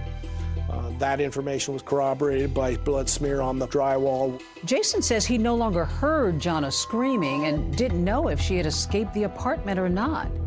I took off and I ran as fast as I could this way. He said that when he left the apartment, he had to unlock the front door to get out. And as I ran through here and got the door open, I just ran. I didn't even stop in here. I ran down through here and down these stairs. So Jana's roommate goes running from this apartment complex. What route did he take? Jana's apartment is located over this way, so he ran out of the apartment complex. He saw a figure off in the distance. He thought it was the person that was still chasing him or looking for him. Came this way and looked closer at it. And I saw a figure come from behind this little cabana here and kneel down in between one of these bushes here on the other side of the pool. And it was kind of like somebody going like this. Walking like this. After knocking on doors at a neighboring apartment complex but not getting any help, Jason takes off down the road. I think the biggest information that we got from the walkthrough was he felt like he was being pursued, and you kind of started to understand how and why he made it all the way to the 24-hour convenience store before he could summon help. I bolted down to the street. And I got behind the car and started yelling even more. They didn't even stop. So I remember going just right next to these bushes here. I remember scaling right about this point right here. And then when I got to the door here, I looked inside, noticed the clerk. I got to here, told him to get help. After that minute-by-minute account that was consistent with his earlier statements, detectives are now less convinced that Jason could be the killer.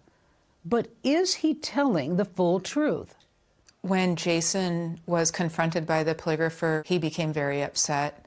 Turn your chair around, let's talk. Yeah. Your scores were substantial, Faith. Where am I wrong then? I have told you the 100% truth. And new physical evidence leads to more questions than answers. There was Johnna's DNA, Jason Amomey's DNA, and there was an unknown DNA that was collected. They realize there's a third party that was in that room. And a twist so wild, not even seasoned investigators could see it coming. I felt very confident. This has to be our guy. Why would anybody want to cop to a crime they didn't commit?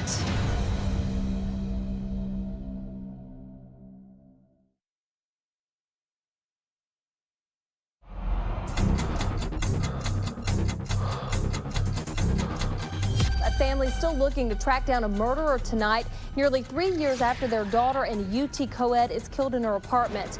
What is that like for you as a family to have your daughter murdered and no one arrested for it? That was the only thing on my mind from morning to night. That's all I could think about. When it comes to this mother wanting to find answers, she would stop at nothing. We need to know who did this to Jonna. We need answers. We would follow up with the tips that we would get. Ruling out suspects. All I'm trying to determine is the truth. And I'll give my point, Jason, that you haven't told it to me. I have told you the 100% truth. And seeing what's left. There was an unknown DNA that was collected from several locations inside and outside of the apartment. Now that's got to be important because now that's going to be something that's going to lead you to somebody. You get the case of Jonna Berry and you're running samples. Give me an idea of how that works. There's no other person, literally no other person in the world, but you that could have left that sample. You know what happened to this girl?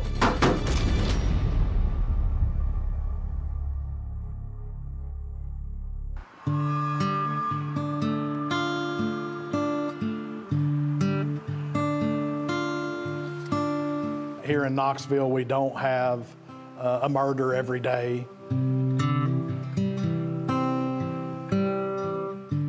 When something like this happened to Jonna Berry, it kind of shook up the neighborhood. Brendan Park Apartments calls itself a peaceful retreat here in West Knoxville. But one early December morning, that peace was shattered. 21-year-old Jonna Berry had been brutally stabbed in her own apartment. In a million years, I would never have thought that this would have happened to my daughter.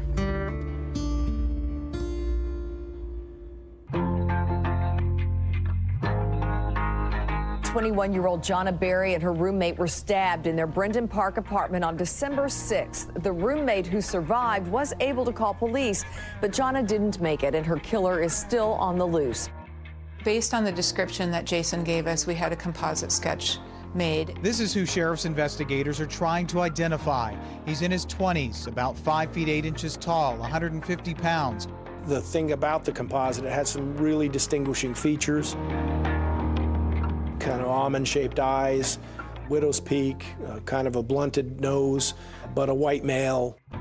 If you think you have information that could help the case, you're asked to call the sheriff's office. Leads were coming in, but leading nowhere. Meanwhile, Jonna's mom turns her grief into frustration. The weeks go by, no arrest.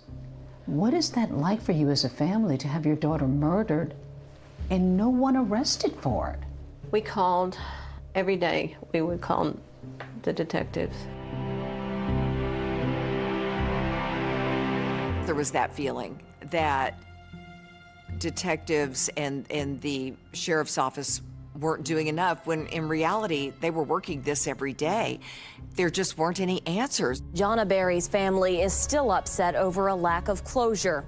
I can tell you that the 2 detectives assigned to the case were running nonstop, chasing down leads, going through tip lines. All of those things were happening, but the end result wasn't there. It was very hard for me not to have an answer for Jonna's parents, and speaking with them on a daily basis, letting them know there's nothing new, there's no more leads. I became so worried that it would become a cold case and we would never get answers. I kept it in the media. I did everything that I could. You turned your grief into action. I did. I did. Yesterday, they were at the track in Bristol. Today, a church in downtown Knoxville. She called me every time she was doing something different. Hey, we're going to put flyers at the cleaners. Can you come? Joan used her own money to put billboards all over town, including a heavily traveled stretch of I-40. We had several billboards with Jonna's pictures, with the picture of the composite on them, and $70,000 reward. A local grocery store chain had information about seeking help to solve the unsolved murder on their delivery trucks. We handed out flyers. Family and volunteers put flyers on cars in the neighborhoods around through there. I don't think I could ever be as strong as Joan. She wouldn't stop. She digs in and she just goes. That was the only thing on my mind every day, from morning to night. That's all I could think about was who would kill Jonna. While the investigation has made little progress in naming a suspect, things are moving ahead on the forensics front. Inside Jonna's apartment, there was a very pronounced shoe print in blood. We ended up sending off the cardboard that the tread pattern was on, and we got information back from that this tread appeared to be this type shoe, Faded Glory. Most have sold at Walmart. The shoe print ID is the most promising evidence so far, leading detectives to their strongest suspect. We got a tip a few streets over from the apartment complex that an individual had been involved in some crimes, some thefts, and that led us to an individual named Michael Percival. He lived in a trailer park, probably within a few miles of the apartment complex. When we went into the trailer to talk to him, the carpet cleaner was sitting there next to the living room. A carpet cleaner isn't necessarily suspicious in and of itself, but what if somebody was using it to clean up blood tracked in on the bottom of their shoe? Detectives ask Percival if they can look at his shoes.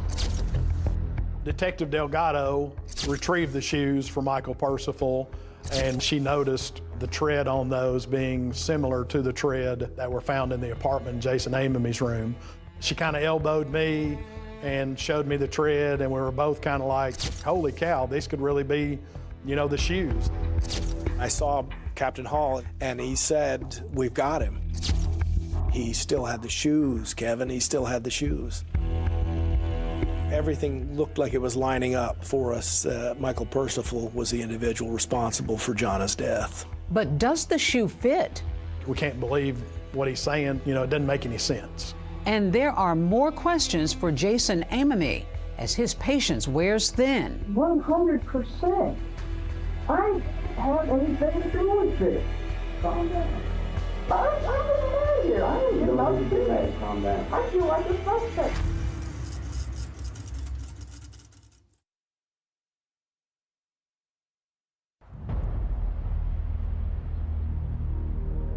Detectives Hall and Delgado have just gotten a big lead in Jonna Berry's murder case. They're led to a 19-year-old named Michael Percival. His shoes appear to match that bloody shoe print left behind at the crime scene. I felt very confident. This has to be our guy. Both of us were kind of big-eyed. It was just like, we've got it solved. We couldn't believe that he kept the shoes. Investigators bring Percival in for an interview, and in a shocking admission, the teenager says he witnessed the murder. When Michael first admitted to being at Jana's house, he explained that this was part of a drug deal gone wrong. He said that he went there with a drug dealer to collect money from Jana and Jason for drugs that they had purchased. He said that he entered the apartment and this individual that he came with was stabbing Jana and Jason inside the apartment. But as detectives keep questioning him, they say his story just isn't adding up. There was nothing to indicate at all that Jason or Jana were involved in drugs, so it was very inconsistent with what we knew about the victims. Jana was never involved in drugs. She was very straight-laced. Investigators take a closer look at Percival's shoes that they believe might have been at the crime scene. We sent those off for analysis, and the analysis came back. It was not an exact match. Those were not the shoes. This was another dead end. Michael Percival was ultimately cleared. Why would anybody want to cop to a crime they didn't commit? We learned through the investigation that Michael Percival liked attention. Now, back at square one, investigators are re-examining the case. There's this one person detectives keep coming back to, and it's Jana's roommate, Jason Amami. While evidence such as the CDs, a baseball cap, and that bloody shoe print suggest a third person might have been in the apartment, detectives still have questions for Jason. We wanted to 100% make sure that Jason wasn't involved in this in any way. Even if there was another person involved, that he didn't let them in. So police ask him to take a polygraph test. He agrees, and the test is videotaped. Are you ready to take the test? Sure. All right. If you would, Let me take off my sweatshirt. yeah, if you would. One of the main reasons that we asked Jason to take a polygraph is just simply to see like how cooperative he would be with it. Do you know for sure who caused the death of Jana Berry? No. Did you have prior knowledge that the person who stabbed Johnny would be at your apartment that night? No. But then things take a sudden turn in the interview room when the polygrapher begins to interrogate Jason. Jason, I want you to listen to me. Yeah. You know, I think you're a smart boy, but you did horrible on that test. Did I really? You really did. Turn your chair around. Let's talk. Yeah. Why do you think you failed the test? I don't know. I was 100% truthful. The polygrapher basically started interviewing Jason Amami and accusing him of being the killer. But I've been doing this for a long time, and there's something that you have not told me. Did you stab that girl? No.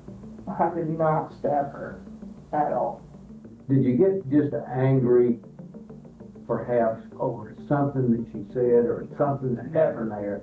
Never. And you just lashed out? Never. All I'm trying to determine is the truth. And I'm And my point is, Jason, that you haven't told it to me. Where am I lying then? I have told you the 100% truth. It was the first time we really saw Jason react emotionally in the sense you could tell he was very angered and offended by the question. Are you saying I did it? I'm saying it certainly looks like it. It was confrontational. The polygrapher was not just asking questions, but was essentially involved in a heated interrogation. 100%. I don't have anything to do with this. I don't care what that box says. I voluntarily took this. If I had something to hide, why would I take this test? Why would I do this? Why would I do this? Calm down. I'm getting mad here. I ain't You getting don't out need to to do get this. mad. Calm down. I feel like a suspect Calm now. down. Calm down. He's very, very upset. It took a little bit to get him calmed down. Police are reviewing Jason's test results when they discover there's an error. The polygrapher said that he failed the test. When we had two other polygraphers look at the results, they basically said that he passed the test. Besides passing the polygraph, detectives also aren't able to link that bloody shoe print or partial fingerprint on the knife to Jason, so he's ultimately cleared. Jason was originally from Colorado, and shortly after, he relocated back to Colorado. Michael and I traveled to Colorado and visited with him. He answered our questions and had time for us, and I'm sure this has affected Jason's life too. Jason has not only suffered the trauma of the attack, but he's also facing public scrutiny and innuendo. Jason was a good kid who got caught up in this, in the circumstances of it, and made a decision of flight that was involuntary, and took a lot of heat and a lot of flack for that, and has. Weeks after the murder, a new bombshell development when lab results come back from blood at the crime scene. There was Jana's DNA, Jason Amamy's DNA, and there was an unknown DNA inside and outside of the apartment. Could this DNA belong to the killer? Detectives are racing to find out. That was the key to getting the person that did this. Wow, they're going to be able to find who murdered her.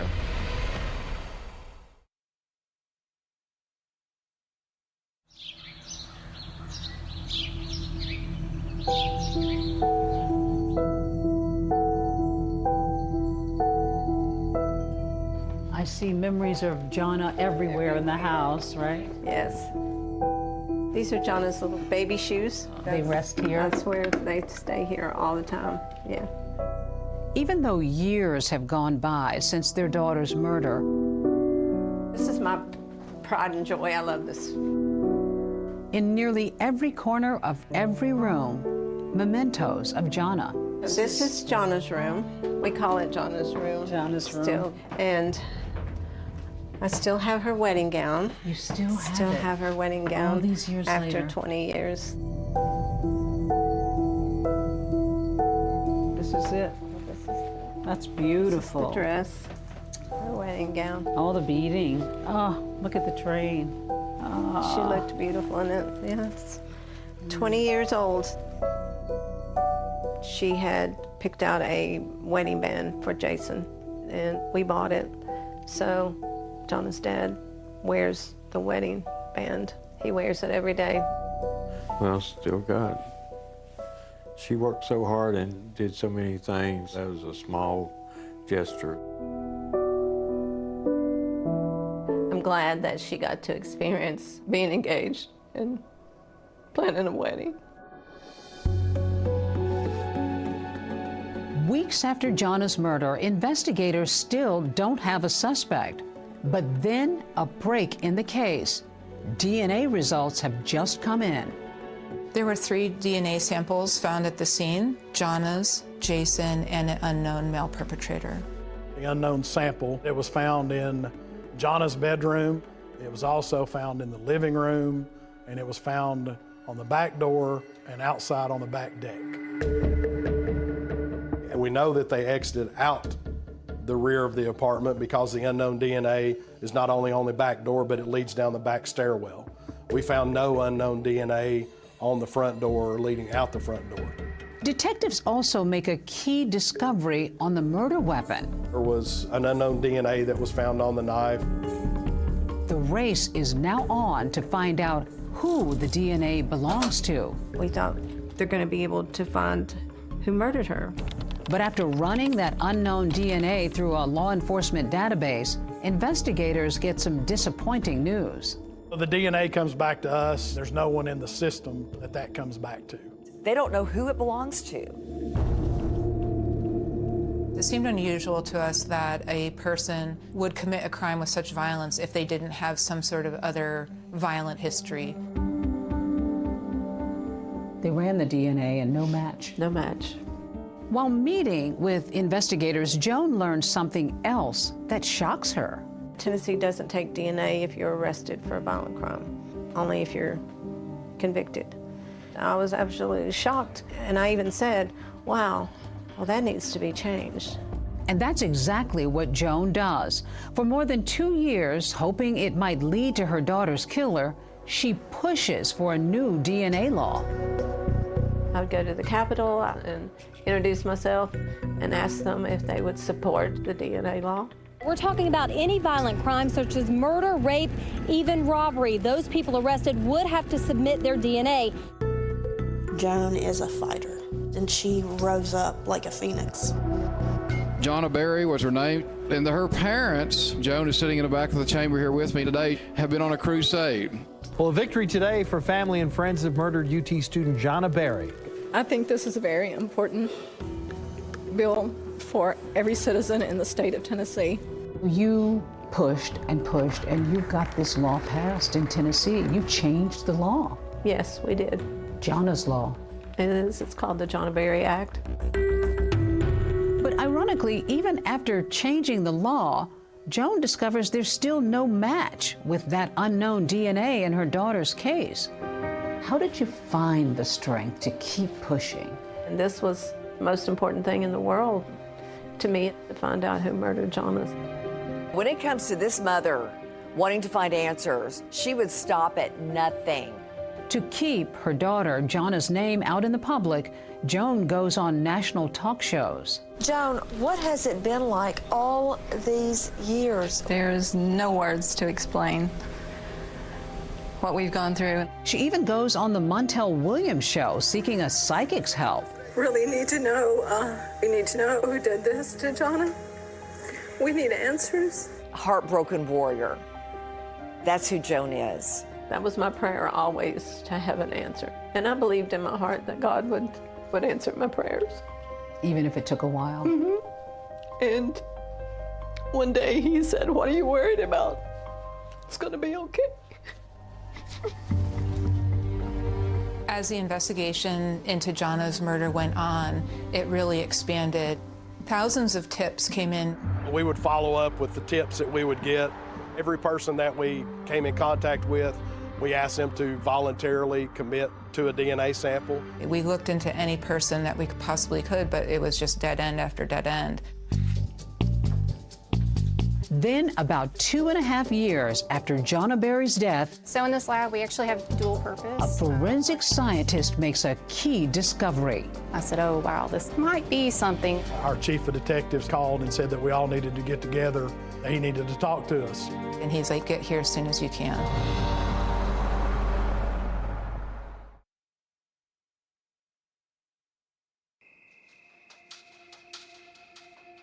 A family still looking to track down a murderer tonight, nearly 3 years after their daughter and a UT co-ed is killed in her apartment. The main thing that you're going on is DNA evidence. Yes, we had the unknown DNA. It was really our only connection to the person that was connected to this crime. We thought, will we ever have this case solved? Then the case makes a turn. Someone called in a tip after looking at the composite sketch, and they said, that looks like someone I know. And that someone is Taylor Olson. Looks very similar. Yes. Taylor Lee Olson is 22 years old. He lived about 15 minutes from the crime scene, and he was known to have committed some petty crimes, also harassment, theft. He also had an outstanding warrant for his arrest out of another jurisdiction. We arrested him, asked him about the crime. Does he present in any way at all to you that he might have a connection to this? He said that he didn't know anything about the crime. He voluntarily gave us his DNA.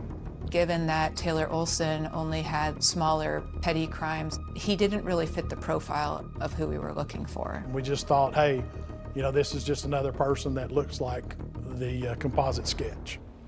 Olson's DNA is then sent to a lab to compare it to the unknown DNA found at the crime scene. It comes back, it is a match to the blood of that unknown person found at the crime scene. So in this lab, we actually have dual Jennifer purpose. Millsaps, the forensic scientist at the lab, made the match. I looked at it a couple times. I wasn't too sure. I wanted to make sure that it actually was a match and I hadn't confused something. So we actually ran it twice to verify it. That must have been a big moment. Oh yeah, it was huge. Amazing.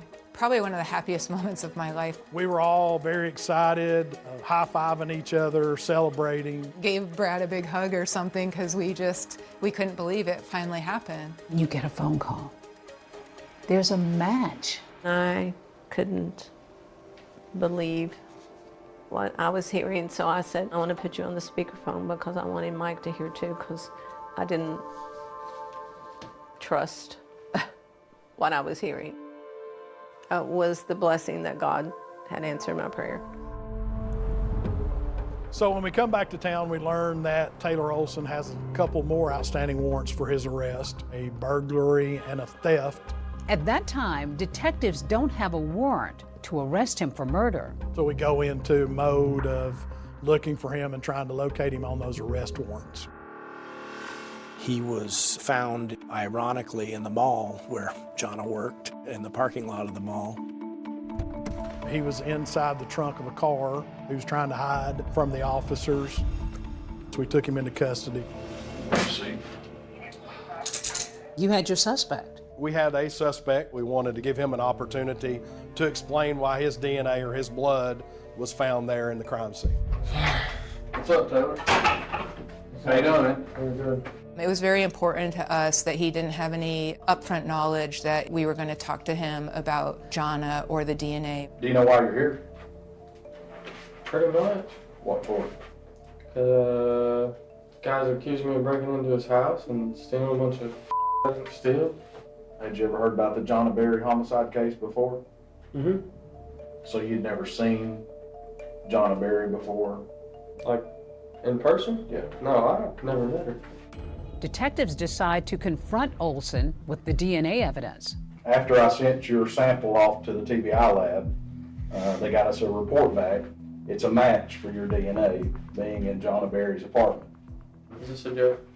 No. Like, I really don't know anything like it. Trust me, it's not a joke. Is there any reason that you can explain your blood being in Jonna Berry's apartment? My blood was in Jonna Berry's apartment. Right. You serious? Yeah. He was very adamant that he was not there. He denied any involvement. You think killed someone? I'm just talking about the evidence, is what I'm talking about. I've never killed anyone. We knew he was there, of course, because of the blood, his DNA being there. So we're here to give you an opportunity. Okay. To, tell us what happened, why you were there, and why your blood was there. I have never been there. I don't know killer. I haven't killed no one. I've never killed anybody. Never. There was no doubt in my mind at that point that this was the person that we've been looking for. We have your blood there. So I'm pretty much huh? We're giving you the opportunity to explain. I don't have an explanation. What happened? Finally, we were just like, hey, he's just going to keep going and going with his story, and nothing's ever going to change. It almost seemed like he thought that he was going to get away with it. Olson is questioned 3 days in a row. And on the final day, investigators are about to make a breakthrough. I've been sitting out here in the hallway listening to this that you're talking about, and I'm just about sick of it. Why did you do this to this girl? And finally he said, okay, I was there. I can't believe this happened. You got the knife away from that person, went kind of crazy.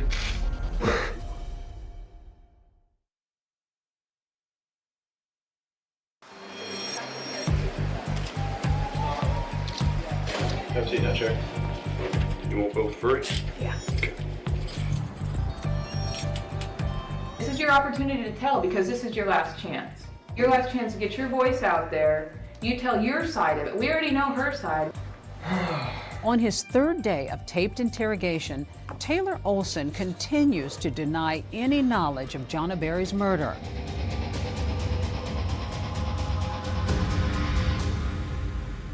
Why don't you tell me what happened when you were inside? I don't know.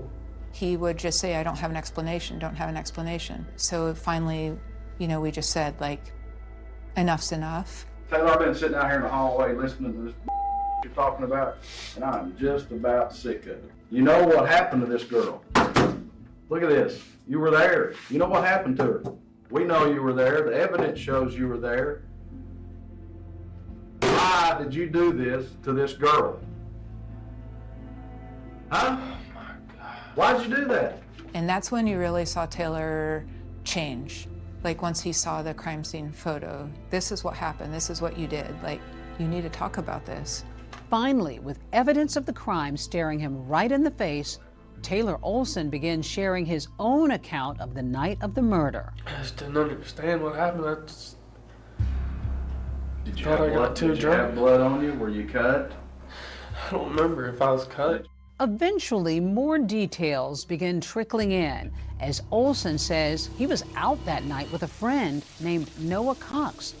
Me and Noah went out and jacked a CD player out of a car.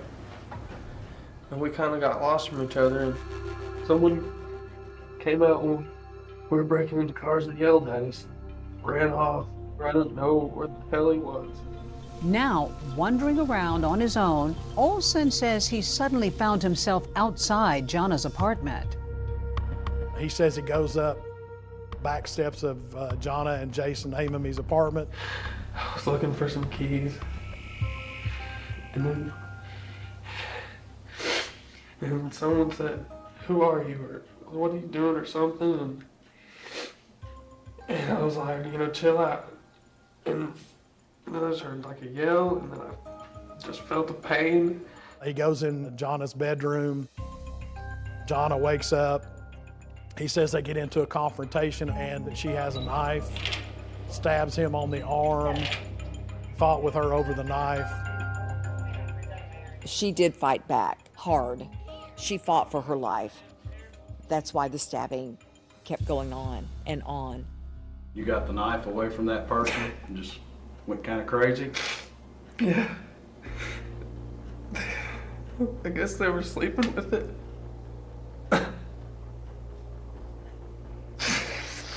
I just freaked out.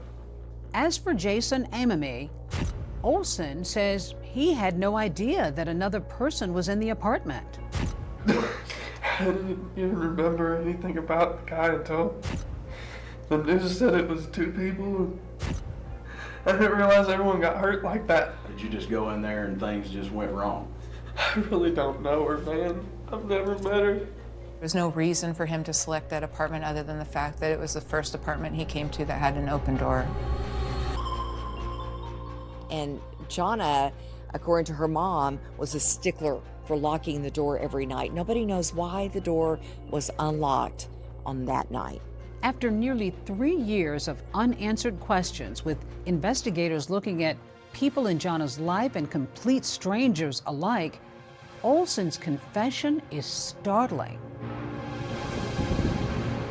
And to wind up having a random person, a break-in, nobody who's really connected to her, that's not common, is it? No, not really. It wasn't. It was a surprise to us, and I think everybody else was kind of surprised too.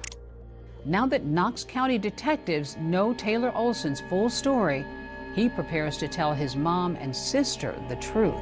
Would you rather talk to your mom on the telephone, or would you rather talk to her in person? I'd like to see her. She really is being a mom. You kind of have to feel for her. What's going on? What has my son done? What happened, Tay? The truth. Taylor, I love you. It was an accident. Are you sure? Taylor? Taylor, I need to know. It's okay. I want to know the truth, okay? I'm sorry, I could tell you. Okay. You'd rather have the train. That's okay, too. Did they offer you one? Yeah. When did you tell him the truth? How did that come about? I got my blood's on the knife, and my blood's like in Then the why did back they door. let you go? Did they get the DNA back? Okay, and it matches? Taylor, okay. Listen, I'm gonna help you. I want to make sure that this is for real and that you did it. No, I don't know. And at that point, you feel their brokenness over this horrific crime. Taylor, I want you to know something. I want you to start praying because there is a God. Do you hear me? He loves you and will forgive if this is true. I'm so sorry, Mom. Taylor, After coming clean to his family, Olson now faces the press. Did you mean to kill her? Why did you do it? Was it an accident?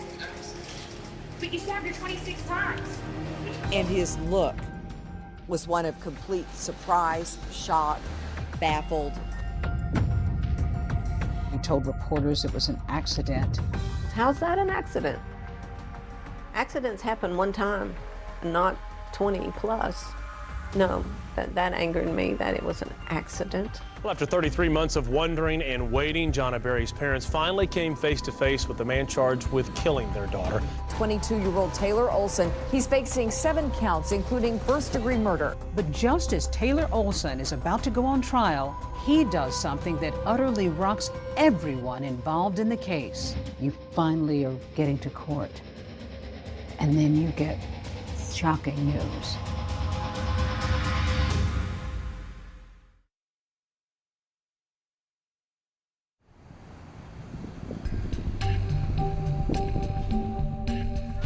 Our top story tonight. This man, 22-year-old Taylor Lee Olson of Knoxville, is behind bars. Now, today's announcement providing some relief to Jonna's family, who have spent years and countless hours searching for her killer. What was that like for you to see him and to come face to face with him in court? You look at that person and it's like, I know you're not supposed to hate anybody, but I hated him. Cameras were not allowed inside the courtroom for today's hearing, but inside, 22-year-old Taylor Lee Olson did not enter a plea when he was arraigned. Olson faces a 7-count indictment, including 3 counts of felony murder and 1 count of first-degree murder. They're planning for a trial, and then we get word Taylor Lee Olson is dead. He hanged himself in his jail cell. I got a call the Monday after Easter that he had been found in his jail cell, that he had fashioned a ligature with sheets. You finally are getting to court, and then you get shocking news. He's taken his life. When I got the news, I became very upset. I even cried. What were the tears for? Just tears of relief, because we don't have to fight the system. But Joan Berry wants confirmation with her own eyes that her daughter's killer is really gone. I called the DA's office and I said, I know you probably think I'm just a crazy old woman, but I want to see him dead, just the way I had to look at my daughter, dead. Joan and Mike wanted that. We met in the conference room in the district attorney's office and showed them photographs of Taylor Olson's autopsy. To some people it might sound cruel, but I think it gave me some closure. I think that the Berrys needed to see the photos of Taylor Olson because they were deprived of the right of a trial. Though there's no trial, the case isn't exactly over, because in writings left behind in his jail cell, Taylor Olson tries to argue his innocence from beyond the grave. I read a bunch of letters, said, I didn't do it, and hung himself. That's a coward's admission of guilt. Olson writes a long note called The Story, where he tries to shift blame by bringing back a familiar name. Taylor Olson said he didn't do it and that Noah Cox, his friend, is the one who committed the crime. Noah Cox was the individual that Taylor said he was with when they were breaking into vehicles and were separated. In an audio recording with investigators, Noah Cox denies breaking into cars with Olson that night, and he's adamant that he was never in Jonna Berry's apartment. Mr. Cox, were you present in the apartment when Jonna Berry was murdered? No, sir. The whole story just really doesn't make sense. We had talked to Noah Cox. He had submitted to a DNA sample. His DNA didn't come back as a match to the unknown sample. There was no evidence showing that Noah Cox was ever in that apartment. There's no other blood samples, fingerprints, nothing to indicate that anyone but Taylor was there. Taylor Olson's partial fingerprint was ultimately found on the murder weapon. Was there any part of you that felt any sadness for the Felt outcome? sad for his family. 2 families' lives have been ruined, you know, painfully. I'll never see my daughter again. Now they'll never see their son again. Through their pain, Joan and Mike Berry stay busy, focusing on the laws they've changed and all the victims they've helped. And now here we are at the TBI, where there is big change. There is change. There's now a memorial to Jonna at the Tennessee Bureau of Investigation's Knoxville DNA lab.